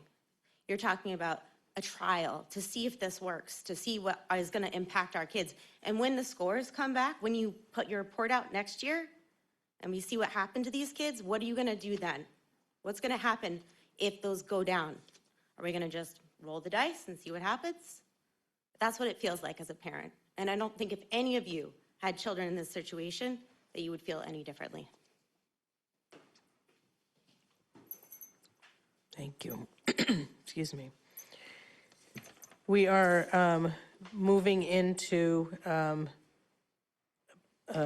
executive session for a student residency request. Is there a motion? Moved and seconded. I think we need a little more than that. I think we need to say, I move that we enter executive session for a student residency exemption request to include Stephen Dellinger Pate. Seconded. All those in favor, say aye. Aye. Opposed?